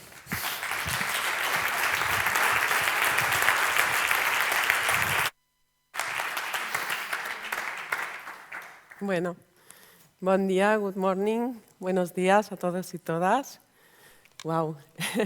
Bueno, es un placer estar aquí y moderar este espacio con los protagonistas de la jornada. Bueno, ellos vienen, como hemos dicho, son estudiantes de tercero de la ESO, del Instituto de Secundaria, Instituto Escuela Rafael Alberti, que está situado en una zona con mucha vulnerabilidad, en el municipio de Badalona. Son escuela de alta vulnerabilidad y cuentan con 30 nacionalidades diferentes en su alumnado. Pues bueno, el otro día nos reunimos con ellos y preparamos también una actividad pues, para hablar de este tema, de hablar del entorno digital. Lo hicimos en un círculo de palabra, que es una práctica restaurativa, que lo que hace es pues nos juntamos en círculo y a través de unas preguntas pues hablamos de algún tema que nos interese. En este caso pues hablamos del entorno digital, Queríamos compartir también, que aquí a lo mejor no se ve, ¿no? Tenéis una imagen de lo que fue nuestra dinámica. Cuando hablamos siempre nos pasamos algún objeto, lo que llamamos el objeto de la palabra, y en ese caso elegimos una bola del mundo, pues para representar también la diversidad de niños y niñas que venimos a representar hoy, la diversidad de estados de ánimo, la diversidad de maneras de pensar que podemos tener unas y otras, pero que hoy representamos aquí con esta muestra. Muchísimas gracias por vuestro aporte y muchísimas gracias también al Instituto Rafael Alberti por su trabajo y su compromiso con el tema. Vale, pues vamos a empezar. Me gustaría que alguien nos contara pues, ¿cuál fue la primera pregunta que nos hicimos? ¿Cómo fue este círculo? Vale, hola. Pues hicimos un círculo y teníamos un objeto que teníamos que irlo pasando. Era para el turno de palabra. Y nos hicieron una pregunta que cuál era una experiencia positiva que hemos vivido en el entorno digital. Y pues allí salió, por ejemplo, la posibilidad de poder conectar o contactar con personas que están lejos de nosotros. También poder llegar a ser la persona que soy hoy en día, acceder a videojuegos que nos agradan, entretenimiento y ver cosas que nos agradan también y me agradan. Gracias, Karen.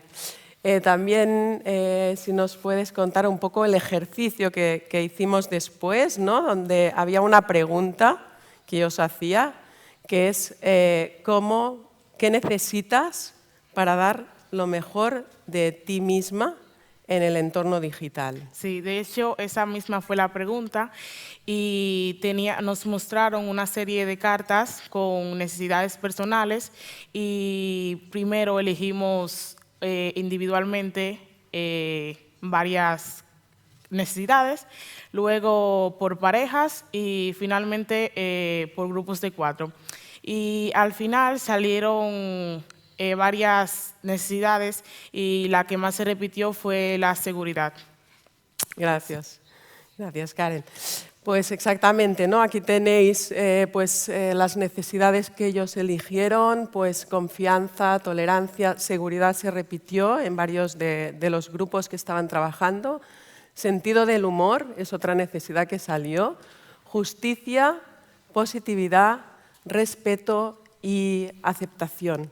¿Vale? Y conforme a esto trabajamos, ¿no? Dijimos, bueno, vale, estas son las necesidades que tenemos, pero las necesidades no se satisfacen así por arte de magia, ¿no? Entonces, ¿qué necesitamos?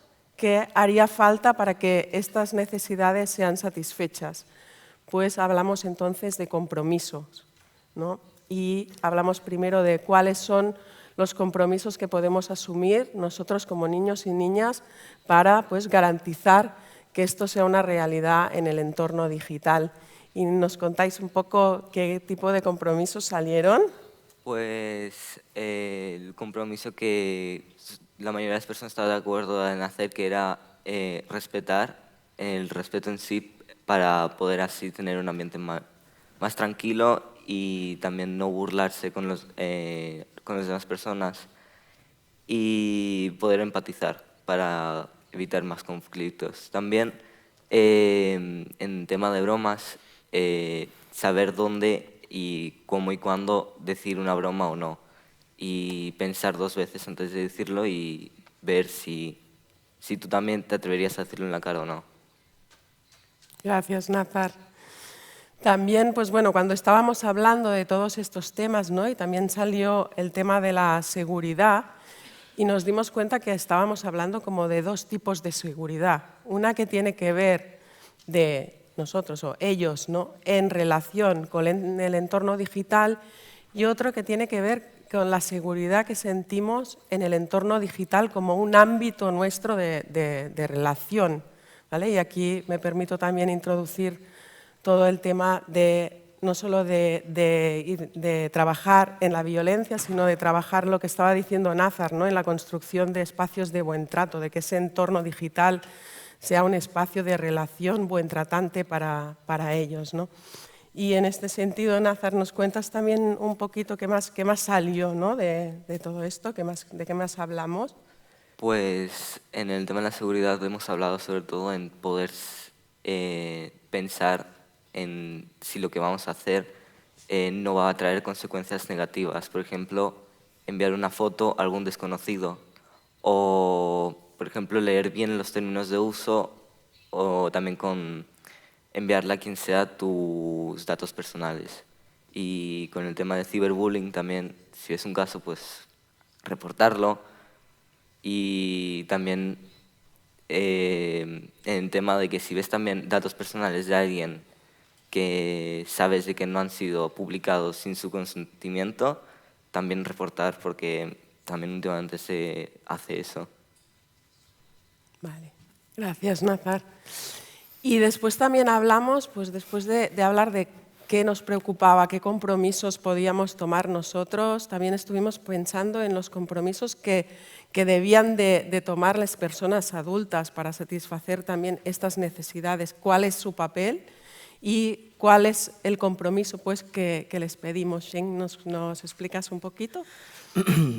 Sería avisarnos sobre los peligros a los que nosotros nos podríamos exponer y cómo poder evitarlos. Por ejemplo, que nos chatee una persona, no sabemos quién sea, y intente sacarnos información, fotos privadas, e intentar usar esa información para algo que no es legal, ¿no? Y podría, por ejemplo, en las aplicaciones o redes sociales, añadir más filtros para esta seguridad y tenernos más cuidado, ¿no? Con nosotros. Y si en un caso que quisiéramos conocer a esa persona y quedar, cómo poder saber con quién estamos quedando y no tener ningún peligro. Puede ser una videollamada, audios o cualquier información. Exacto, gracias, Shane. Sí, hablamos de esto, fue interesante, ¿no? Aunque ahora lo estamos resumiendo, pues cuando estábamos en la sesión, porque también pues contaron experiencias personales, reales, que habían tenido en ese entorno, ¿no? Y contamos, por ejemplo, había uno de los chavales que contó, bueno, pues que él había quedado con alguien sin saber, ¿no? quién era, y por suerte no había pasado nada, pero sí estuvimos hablando de esto, sí estuvimos hablando de que por una parte conocemos los peligros, ¿no? Conocen los peligros que hay, saben que hay la posibilidad de que haya alguien con otra identidad relacionándose con nosotros, pero después se quedaban un poco, ¿no? Como que os faltaba un poco de información, ¿no? ¿Nos podéis contar un poco esta conversación que tuvimos ya sobre un caso específico? ¿Alguien se anima? Pues... ¿Qué era la pregunta, perdón? Sí, no, bueno, no, que estuvimos hablando, ¿no? de qué podemos hacer, pues cuando estamos hablando con alguien que no conocemos, ¿sí? Y antes de quedar, ¿qué podemos hacer? Y si ya hemos quedado también, pues ¿qué podríamos hacer? Pues ciertamente, cuando por ejemplo si estás hablando ya en chat, es informarte lo máximo posible sobre esa persona. Tampoco hace falta su DNI ni nada, pero en plan hacer videollamada, saber en plan más o menos cómo es esa persona y poder y si sientes de que hay algo que no encaja, pues ahí ya empezar a sospechar. Sí, sospechar, vigilar más si esa persona de verdad es lo que aparenta ser. Y cuando por ejemplo tienes planeado quedar con esa persona, hacerlo en un sitio donde haya bastante gente, para por si acaso si hay algún peligro, pues poder pedir ayuda o cosas así.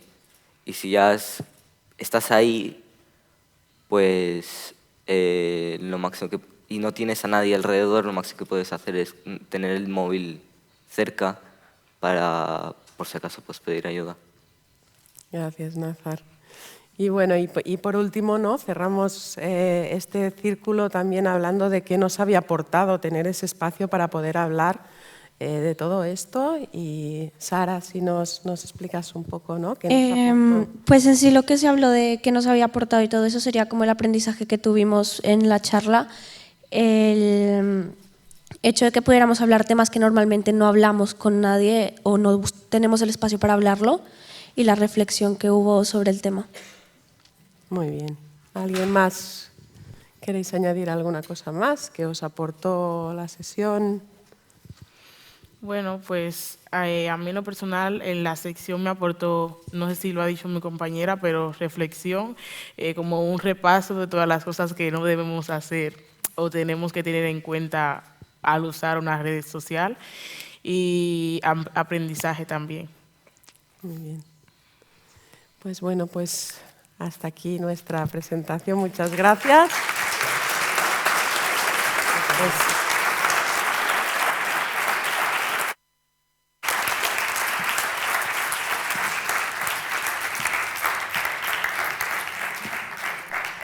Muchas gracias a estos jóvenes. De verdad me han parecido unas reflexiones muy interesantes que tenemos que aprender muchísimo de todo lo que nos han dicho. Antes de empezar el siguiente diálogo, vamos a poner también un vídeo narrado por Rebecca Kofoed, que ya es asesora principal de protección infantil de ChildFund Australia, y en este vídeo nos va a explicar cómo la campaña Swipe Safe está dando herramientas a los jóvenes para poder navegar de manera segura y responsable.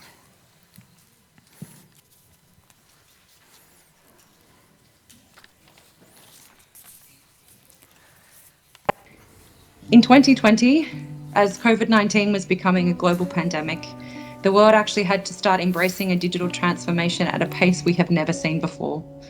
Technology's role in everyday life across the globe had become more and more important for how we live, work and learn. This was particularly important for children and young people, where technology had become a tool for education, a lifeline for social and emotional connection. This ecological model centres children and supports them to develop their own self-protective behaviours through teaching key critical thinking skills in interacting with the online world. It seeks to help children and young people to understand what some of the dangers might be online and how to make the most of the online world safely. It encourages peer-to-peer training and support, where youth are supported to become trainers and take on peer-supported roles so that children and young people can support each other in the ways that they interact and enact self-protective behaviours. This support to children and young people also focuses in on elements of youth-led advocacy online and safety. Swipe Safe intervention then focuses in on the protective partners for children. We first, through using foundational participatory research, focus in on who those protective partners might be for children and young people, and then engage, where identified, with families and caregivers through hands-on and practical training to learn how they can support their children and young people to use the online space safely and become supportive partners to their children and young people. The next step of our holistic ecological intervention is making sure that we interact with community entities and identify partners such as schools, churches and internet cafes to support them to become safer places for children who are using the internet in their location.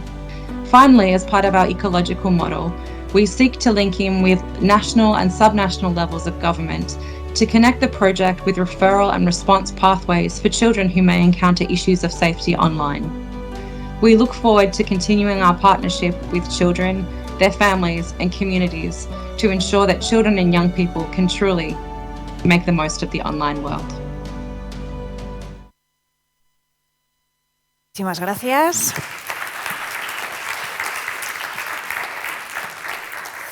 Vamos a empezar ahora con el siguiente diálogo que voy a moderar yo misma y vamos a tener con nosotros a Verónica Hernández. Ella es subdirectora adjunta del Observatorio Nacional de Tecnología Sociedad. Muchísimas gracias, Verónica, si te quieres sentar aquí, gracias. Y también contamos con nosotros a Liliana Arroyo, ella es responsable de innovación del área de tecnologías de la sociedad digital en la Fundación... Bueno, sí, perfecto. Te iba a decir si querías venir aquí, pero aquí estoy, no te preocupes. Gracias. Primero de todo, yo creo que podemos recoger el testimonio de lo que nos han explicado. ¿Cómo podemos hacer para acompañar a los jóvenes y a los niños y niñas en esta navegación segura y responsable? ¿Cómo lo podemos hacer los adultos? La verdad es que tenemos un reto tan grande como las cifras que hemos estado viendo, ¿no? Ocurre un fenómeno que me gustó ponerle palabras como se le ha puesto hoy en esta jornada, que es el creciente, en lugar de nativos digitales, ¿no? Los huérfanos digitales. Tenemos un problema con que las personas que deben acompañar todo este proceso de crecimiento en un mundo dual, digital y físico, no estamos preparadas. Las instituciones no están preparadas, estamos corriendo para prepararnos. Las familias no estamos preparadas y no sé si estamos corriendo para prepararnos.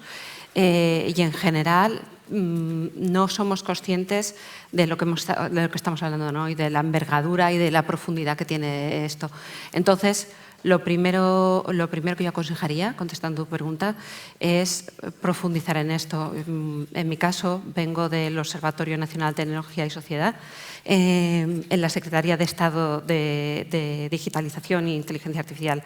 Hay muchísima preocupación precisamente por todo el tema de brechas digitales y cómo resolverlas. Y una de las cosas que tenemos que hacer es identificar dónde es prioritario actuar, porque es evidente que la crisis es muy grande, debemos elegir puntos y creo que una colaboración como la que esta campaña propone puede ser muy útil a la hora de ver por dónde empezar, ¿no? No sé cómo lo ves.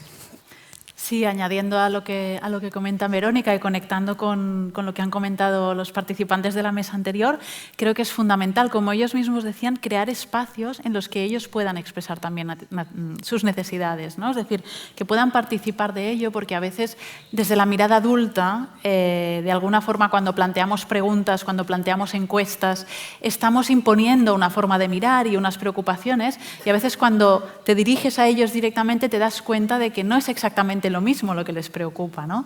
Recuerdo que cuando estábamos preparando la Carta de Derechos y Responsabilidades Digitales con la Generalitat de Catalunya, también entrevistamos a un centenar de jóvenes, bueno, entre 7 y 16 años en toda Cataluña, en todo el territorio. Y, por ejemplo, algo que me sorprendió es que cuando les preguntabas qué es lo que a ti te preocupa, justamente era el sharenting y quizá no el abuso, ¿no? Y el sharenting se refiere a esta práctica del estar compartiendo por parte de los progenitores, ¿no? Constantemente qué es lo que está ocurriendo, ¿no? Entonces, yo creo que son importantes estos espacios en los que ellos puedan expresarse directamente, y igual que se ha hecho en la observación número 25, ¿no? Yo creo que eso además nos permite enriquecer nuevas preguntas de investigación, sobre todo desde el punto de vista cualitativo, ¿no? Que nos ayude a complementar todos los datos que hemos visto esta mañana, que son necesarios y que nos dan un sentido de urgencia muy fuerte, pero creo que cuando lo abrimos a la participación es mucho más enriquecedor. Ya no solo para, digamos, avanzar en investigación y en propuestas concretas, también es reparador para los chicos y las chicas que participan. Justo es lo que os iba a preguntar. Vemos que son unos códigos de comunicación absolutamente diferentes. ¿Cómo lo hacemos los adultos para entender esos códigos sin hacer tampoco el ridículo? Porque a veces parece que los adultos quieran entrar en unos códigos que no les pertenecen, pero a la vez los tenemos que entender. Pues mira, una de las cosas que podemos hacer es empezar a observar ese salto. En el observatorio tenemos en progreso un par de investigaciones que son bastante rompedoras para lo que hemos venido haciendo, porque desde hace muchos años, como 20 años, el observatorio viene estudiando cuál es el uso de la tecnología en los hogares. Recientemente hicimos un estudio sobre cómo usan los menores las redes y nos dimos cuenta de que algunas de las observaciones que nos daban los datos no encajaban con el discurso que oíamos a los padres y las madres, ¿no?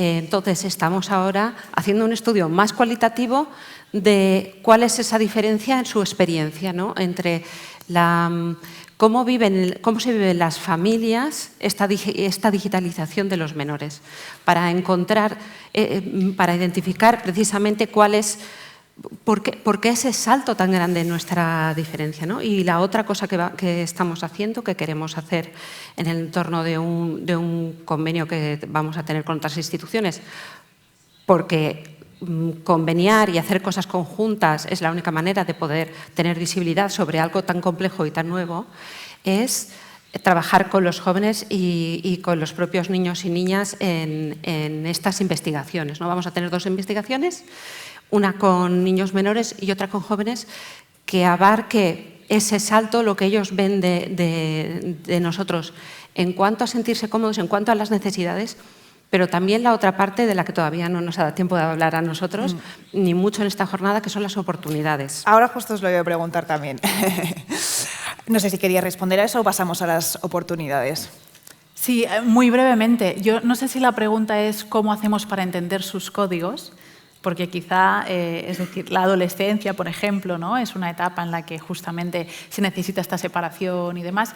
Quizá es cómo comprender cuál es el contexto en el que están creciendo, ¿no? Y no intentar entender tanto los mensajes concretos. Pero bueno, dicho esto, yo creo que esto es cuestión de acompañar, ¿no? Justamente para evitar caer en estos huérfanos digitales. También es verdad que cuando hablas con familias, parece ser que se sienten como la primera generación incapaz de educar porque no han pasado por eso antes, ¿no? Claro. Entonces, es cuestión de darle la vuelta y pensar en clave de trabajo en equipo, ¿no? Y de acompañamiento, y eso tiene muchísimas implicaciones. Justo comentabas las oportunidades. Hemos estado hablando un poco de todo lo malo de este mundo online, de esos riesgos, pero también tenemos que hablar de que hay muchísimas oportunidades y hay una gran parte que se las está perdiendo porque no podemos garantizar este acceso. ¿Cómo lo podemos hacer para garantizarlo? A ver, el tema en sí es complejo porque una de las cosas que ocurren con la digitalización es que todas las brechas que siempre hemos encontrado en el mundo físico se multiplican y se abren todavía más en el mundo digital, ¿no? Entonces, cada vez más gente está más apartada de acceder a esas oportunidades y ese salto hay que equilibrarlo. Pero es cierto, por ejemplo, desde un punto de vista de la ciudadanía, que para todos los jóvenes de hoy la digitalización es una oportunidad de incorporarse a la ciudadanía mucho antes y desde ya están participando en el diálogo social y en la conversación sobre cuáles son los grandes problemas de nuestro tiempo y cuáles son esas soluciones, ¿no? Entonces, esta parte de ciudadanía digital hay que promoverla y no podemos promoverla sin sentarnos y hablar y ver dónde están esos terrenos. Y luego está toda la otra gran capacidad que hay de creación, de creatividad, de emprendimiento y de empleabilidad. Entonces, ahí también hay que atender. Ninguna de estas 2 partes, tanto la parte de ciudadanía como de la oportunidad de creación, de empleo, puede funcionar sin que las políticas públicas acompañen estos procesos. Pero no solo a los jóvenes, sino también a sus familias y a la comunidad global que les rodea, ¿no? Porque estamos viendo que el gap en competencias digitales no solo se extiende a estos niños que pueden estar en esas brechas, ¿no? como sociales clásicas de familias de bajos recursos, familias monoparentales, emigrantes, etc., sino que escala mucho más y tenemos que conseguir que sus padres y madres y entornos en general, sus profesores, puedan acompañarles en estas oportunidades. Y uno de los grandes retos, entonces, es el trabajo en competencias digitales. Muchísimas cosas has apuntado, muy importantes y muy complejas a la vez.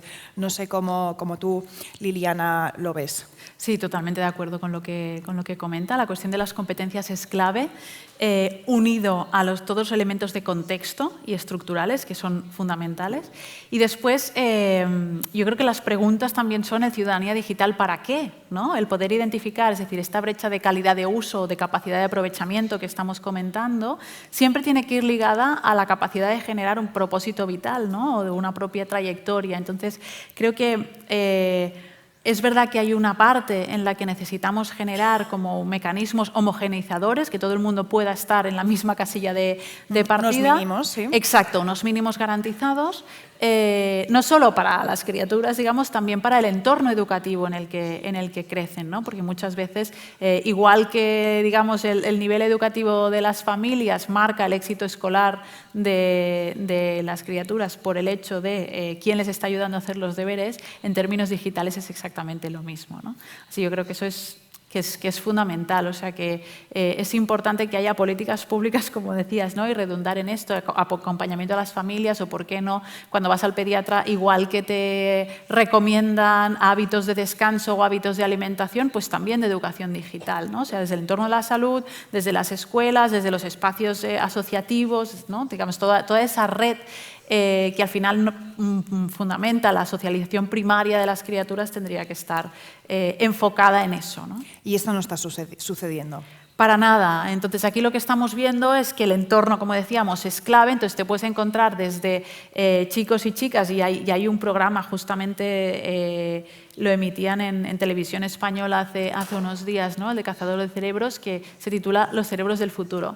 Entonces, recorrían digamos, los logros de personas menores de edad que gracias a su curiosidad, a un entorno muy supportive, ¿no? que les da muchísimo apoyo y que les ha dado mucho criterio, antes de acceder a la universidad ya se han autoformado en programación, en computación cuántica, una serie de cosas que realmente son espectaculares, ¿no? Entonces, esta gente está en una posición privilegiada para ese aprovechamiento, ¿no? Pero ¿cómo hacemos para que todos los demás también puedan acceder a ello, también puedan tener herramientas para hacer eso? No hace falta que acaben en computación cuántica, pero sí que poner esta curiosidad, ¿no? como motor de aprendizaje y de autoformación, que es una oportunidad increíble en el entorno digital, más ese criterio para saber dónde buscar en un océano de información inacabable.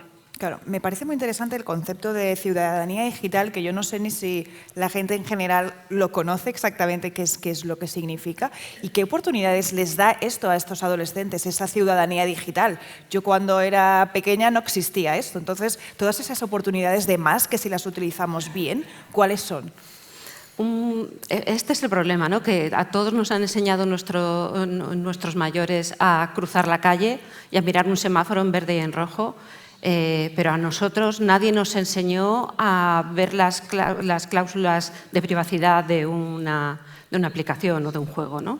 Entonces no sabemos cómo transmitir eso, tan sencillo, ¿no? No dejarías a tu hijo solo en medio de una autopista y le dejas solo con 2 años con un móvil. Entonces, es porque no hemos adquirido esa forma de aprender. Esa frase me parece dilapidaria, vamos, ya sí. que has dicho, absolutamente. Entonces, el tema de la ciudadanía digital, yo creo que si hay alguien que no lo conocía, con el COVID y en estos 2 años se lo ha encontrado de bruces, porque ningún trámite, ninguna cuestión que necesitaras con la administración, por poner un ejemplo, ningún servicio podías accederlo si no empezabas a tener ya una cierta soltura con los temas digitales. Entonces, este tema de acceso a los servicios, pero también el tema del acceso y la participación en la democracia y en todo lo que ello supone, en la expresión de la voz, lo que hemos hablado siempre todas las personas que somos amigas de la infancia y de la juventud, el hecho de empoderar a la adolescencia y darle un espacio, hoy en día es más posible que nunca. Solo hay que diferenciarlo y estructurarlo. Y por otra parte, una parte de la ciudadanía digital muy importante de la que somos conscientes en los últimos meses, quizás más que nunca debido a la guerra de Ucrania, es el tema de aprender cuáles son buenas y malas fuentes de información. Y esto es crítico para esta sociedad más que nunca, para todo el mundo en esta sociedad, para mí, pero para mis hijos también, y aprender a distinguir desde muy jóvenes cuáles son las fuentes de buena información y mala información para crear una opinión y para actuar. Y en eso un reto es crear esos espacios donde ellos puedan ejercer ese periodo de desarrollo, porque al fin y al cabo hay que desarrollar esa habilidad de ciudadanía digital y hay que crear esos espacios habilitantes y seguros para que eso se pueda ir desarrollando y que no sean tampoco sitios cerrados, sino que efectivamente eso pueda ir a la discusión global donde ellos se encuentren ya con otras voces, ¿no?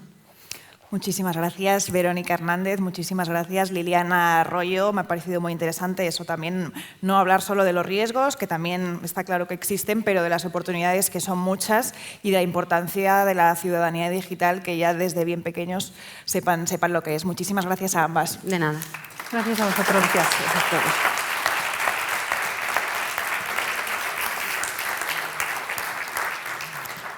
Ha llegado la hora ya de ir concluyendo, podríamos estar hablando muchísimas más horas de todo esto, seguro que lo vamos a hacer más adelante.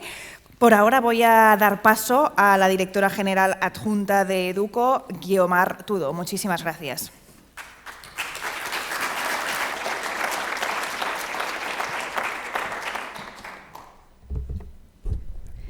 Buen día, muchas gracias. Estamos casi llegando al final de este evento que cerrará la honorable consellera d'Acció Exterior y Govern Obert de la Generalitat de Cataluña, la señora Victoria Alsina. Gracias, consellera, por encontrar espacio para acompañarnos en este lanzamiento. Su presencia pone de relieve la importancia que tiene para la Generalitat los derechos y el bienestar de la infancia, aquí y en todo el mundo. Gràcies també a Joan Ramon Riera, il·lustríssim regidor d'Infància, Joventut, Persones Grans y Personas amb Discapacitat de l'Ajuntament de Barcelona, por mostrarnos que somos una ciudad comprometida con la promoción de una ciudadanía digital y activa entre las niñas, los niños y los adolescentes. Como decían Pilar y Simon al inicio, para Educo y para la alianza ChildFund es importante escucharnos. Solo así conseguiremos hacer avanzar los derechos y el bienestar de la infancia. Y hoy aquí os hemos escuchado expertos como Guillaume y como Rob, que nos han contado cómo Internet y las redes han aumentado exponencialmente los riesgos a los que se enfrentan niñas, niños y adolescentes. Gracias por poner sobre la mesa datos, propuestas concretas y por compartir experiencias. Nos hemos hecho a la idea de los enormes retos a los que nos enfrentamos y la realidad que hace que la campaña Web Safe and Wife sea más necesaria que nunca. Una campaña que nace del compromiso que Educo y la alianza ChildFund tenemos con la protección de la infancia ante cualquier tipo de violencia, también la que se produce en el entorno virtual, y que quiere contribuir a construir un mundo digital más accesible, más seguro e inclusivo para que todos los niños, las niñas y los adolescentes puedan disfrutar plenamente de su ciudadanía digital en un entorno de buen trato que respeta sus derechos. Para ello, está claro que necesitamos leyes y políticas para proteger a la infancia, pero también necesitamos instrumentos para que los niños, las niñas y los adolescentes se conviertan en ciudadanos y ciudadanas digitales preparados para participar de forma segura. Y no podemos hacerlo solos. Es indispensable el compromiso de todos los actores que conforman este ecosistema, algunos de ellos, como el Comité de los Derechos del Niño o la alianza We Protect, presentes hoy aquí. Gracias también por acompañarnos. Sabemos que necesitamos reforzar leyes y poner en práctica políticas públicas adecuadas para proteger a la infancia. Y sabemos también que la educación, una vez más, será clave para promover una ciudadanía global y proteger a las niñas, los niños y los adolescentes. Como nos acaban de contar Viviana y Verónica, no solo debemos educar a la infancia, familias, educadores y educadoras, políticos, los adultos que les rodeamos y les acompañamos, debemos aprender cómo hacerlo, educar nuestra mirada, entender sus contextos. Y afortunadamente no todos son riesgos. También hay oportunidades y las hemos escuchado de las voces de Karen, de Nazar, de Sheng y de Sara Luna, representando a niños, niñas y adolescentes, nativos digitales y ciudadanos de un mundo que desdibuja las fronteras entre lo físico y lo virtual y que les da alas para desplegar todo su potencial y herramientas para saciar su curiosidad.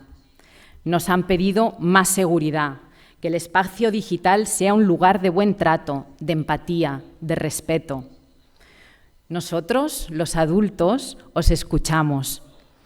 para que nos eduquéis en cuál es la mejor forma en la que podemos contribuir a que disfrutéis de un presente lleno de oportunidades, porque os lo merecéis, pero sobre todo porque es vuestro derecho.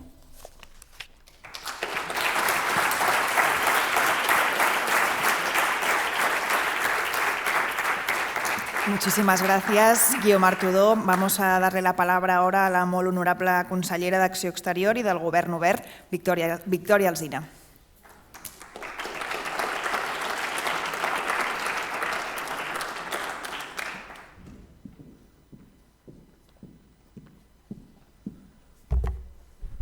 Moltes gràcies. Gràcies. Thank you. Indeed, it's really a pleasure to be with all of you today. And indeed, unluckily, I was not able to follow the full conversation, but I was happy enough to listen the last panel and a piece of the younger generation talking here with us. And as I said, I want to start saying thank you to the Executive Director of Educo, the Vice President, also the Deputy Executive Director. Thank you so much for provoking this conversation between all of us. Also, hello and thank you to the President of the ChildFund Alliance, to the Councillor of the Barcelona City Council, to the General Director for Development Cooperation Policies of the Catalan Government that is also here with us today, and to the members of the Parliament that joined this conversation, because indeed this is a conversation that needs to happen between all of us. And also, of course, as an event like this in which we are talking about digital competences, also and special greetings for the people that are watching us online and are also in this kind of mixed events, right, that we will have now and in the future joining this conversation. It's always a pleasure to have a conversation that forces us to stop for a second in our daily activities and to reflect in such an important topic, right? So really, and in a really moment, in a moment that is really convenient for doing this. I think that this conversation about forging an alliance to fight against the digital divide that exists around the world, and also a conversation about making the web a safer place and also a wiser place, especially for the younger generations, but for the society at large, right? It's proper specifically in this time. So these kind of initiatives, I think, are worthy because public institutions and private institutions, and especially all the institutions that work around education, need to sit down and need to have this conversation. Let me remind you something that you probably know, is that we really realized where we are when COVID started in March 2020. I've been in politics for the last year of my life, but for the rest of my life I've been in the academia and I was teaching at the time, right? And we all know what happened in March 2020. We realized, we discovered that from one day to the next one, we needed to change entirely everything and move online and the lucky ones, we were able to have the tools to do it. Not all people had these tools to do it, but the challenges were still there, right? We needed to engage the students, we needed to engage the audience, we needed to rethink the model that we used before for organizing the classes and the conversations. And I think that we all became aware more than ever that indeed we needed to have, first of all, access to the internet. And that seems very basic, but I think that we discovered on the hard way that the right of education at the time was really the right or the access to have an online education. So I think it's a moment that is worthy to mention at the beginning of my final speech, because I think it's the turning point in which we were able to provoke a conversation that it was necessary before, but it made very clear how important this is, right?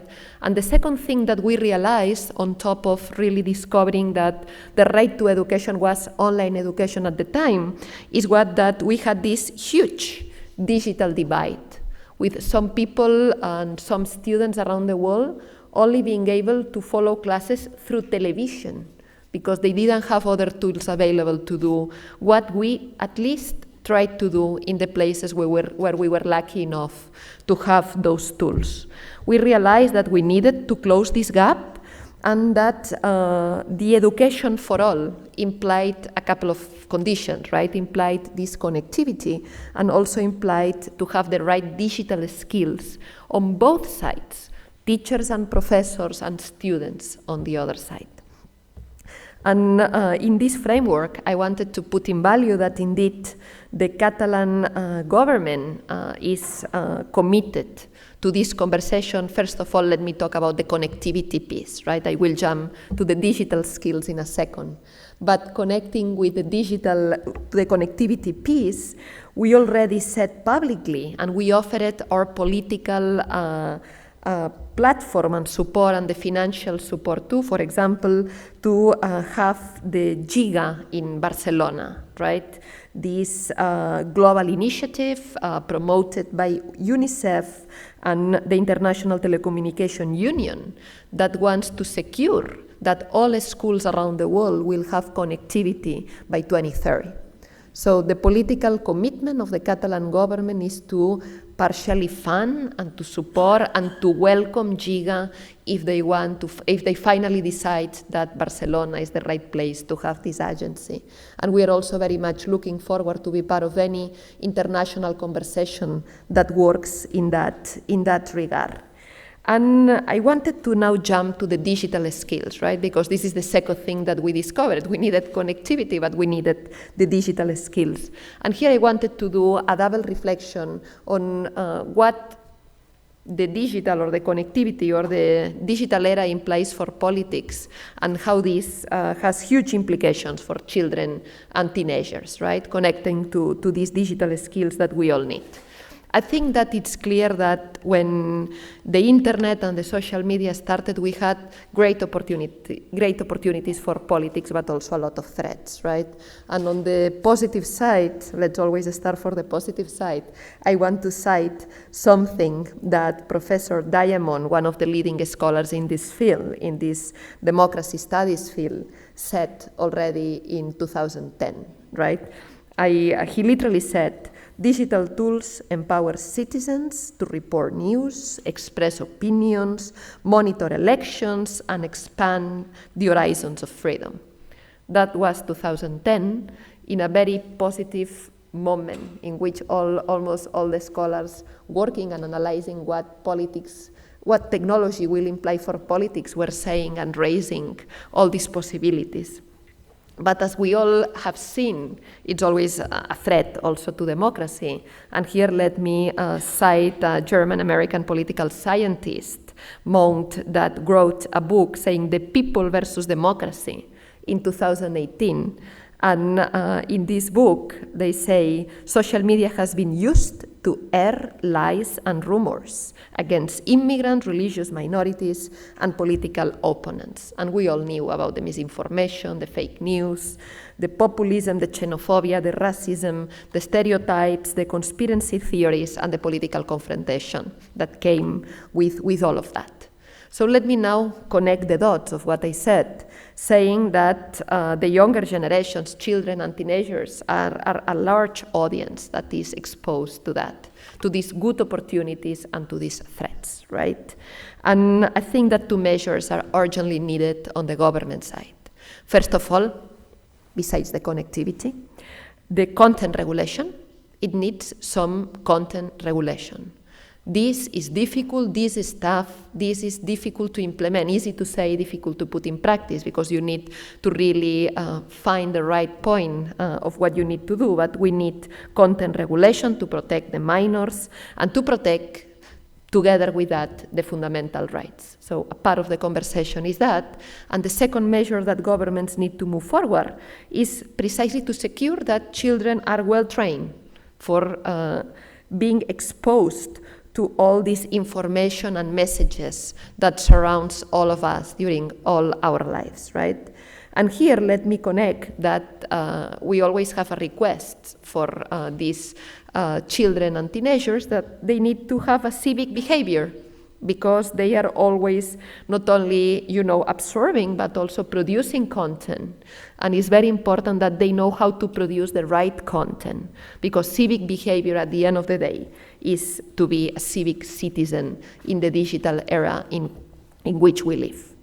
On the Catalan government side, in that second piece of the cake, we are also working hard. We have a specific plan that we launched 1 year ago on digital education, and the government is doing an investment in that regard. We also have the Cybersecurity Agency of Catalonia working on special healthy habits guides that are distributed to all public and private institutions in the country at the end of the day to secure that all of us have the right competences to make this happen. Let me finish my remarks by publicly acknowledging all the good work and all the long-standing efforts that Educo did in this field.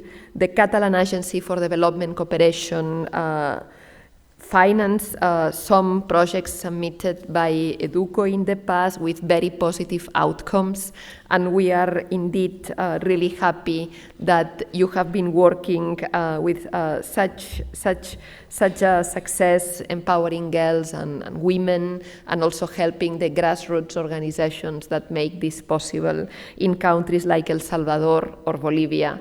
And we really think that we did a nice joint venture here, because we strongly believe in the objectives of your organization and the work you did.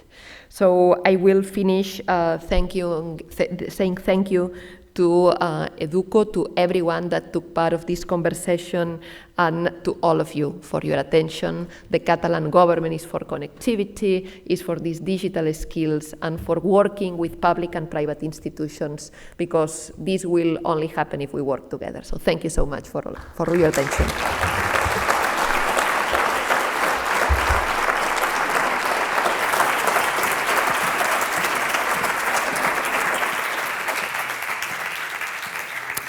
Moltes gràcies, honorable consellera. Ya hemos llegado al final del acto. Dejadme que os recuerde antes algunas cosas. La primera, si queréis seguir tuiteando o compartiendo en redes sociales el acto, por favor, ya sabéis, con el hashtag #WebSafeAndWise. También deciros, no os olvidéis las acreditaciones que tenéis, tienen un código QR, allí hay mucha información sobre el acto y información adicional que seguro que os va a interesar. También deciros un detalle, muchas veces nos olvidamos del terminal de traducción, por favor, si lo podéis dejar donde os lo han dado al inicio, os lo agradeceremos.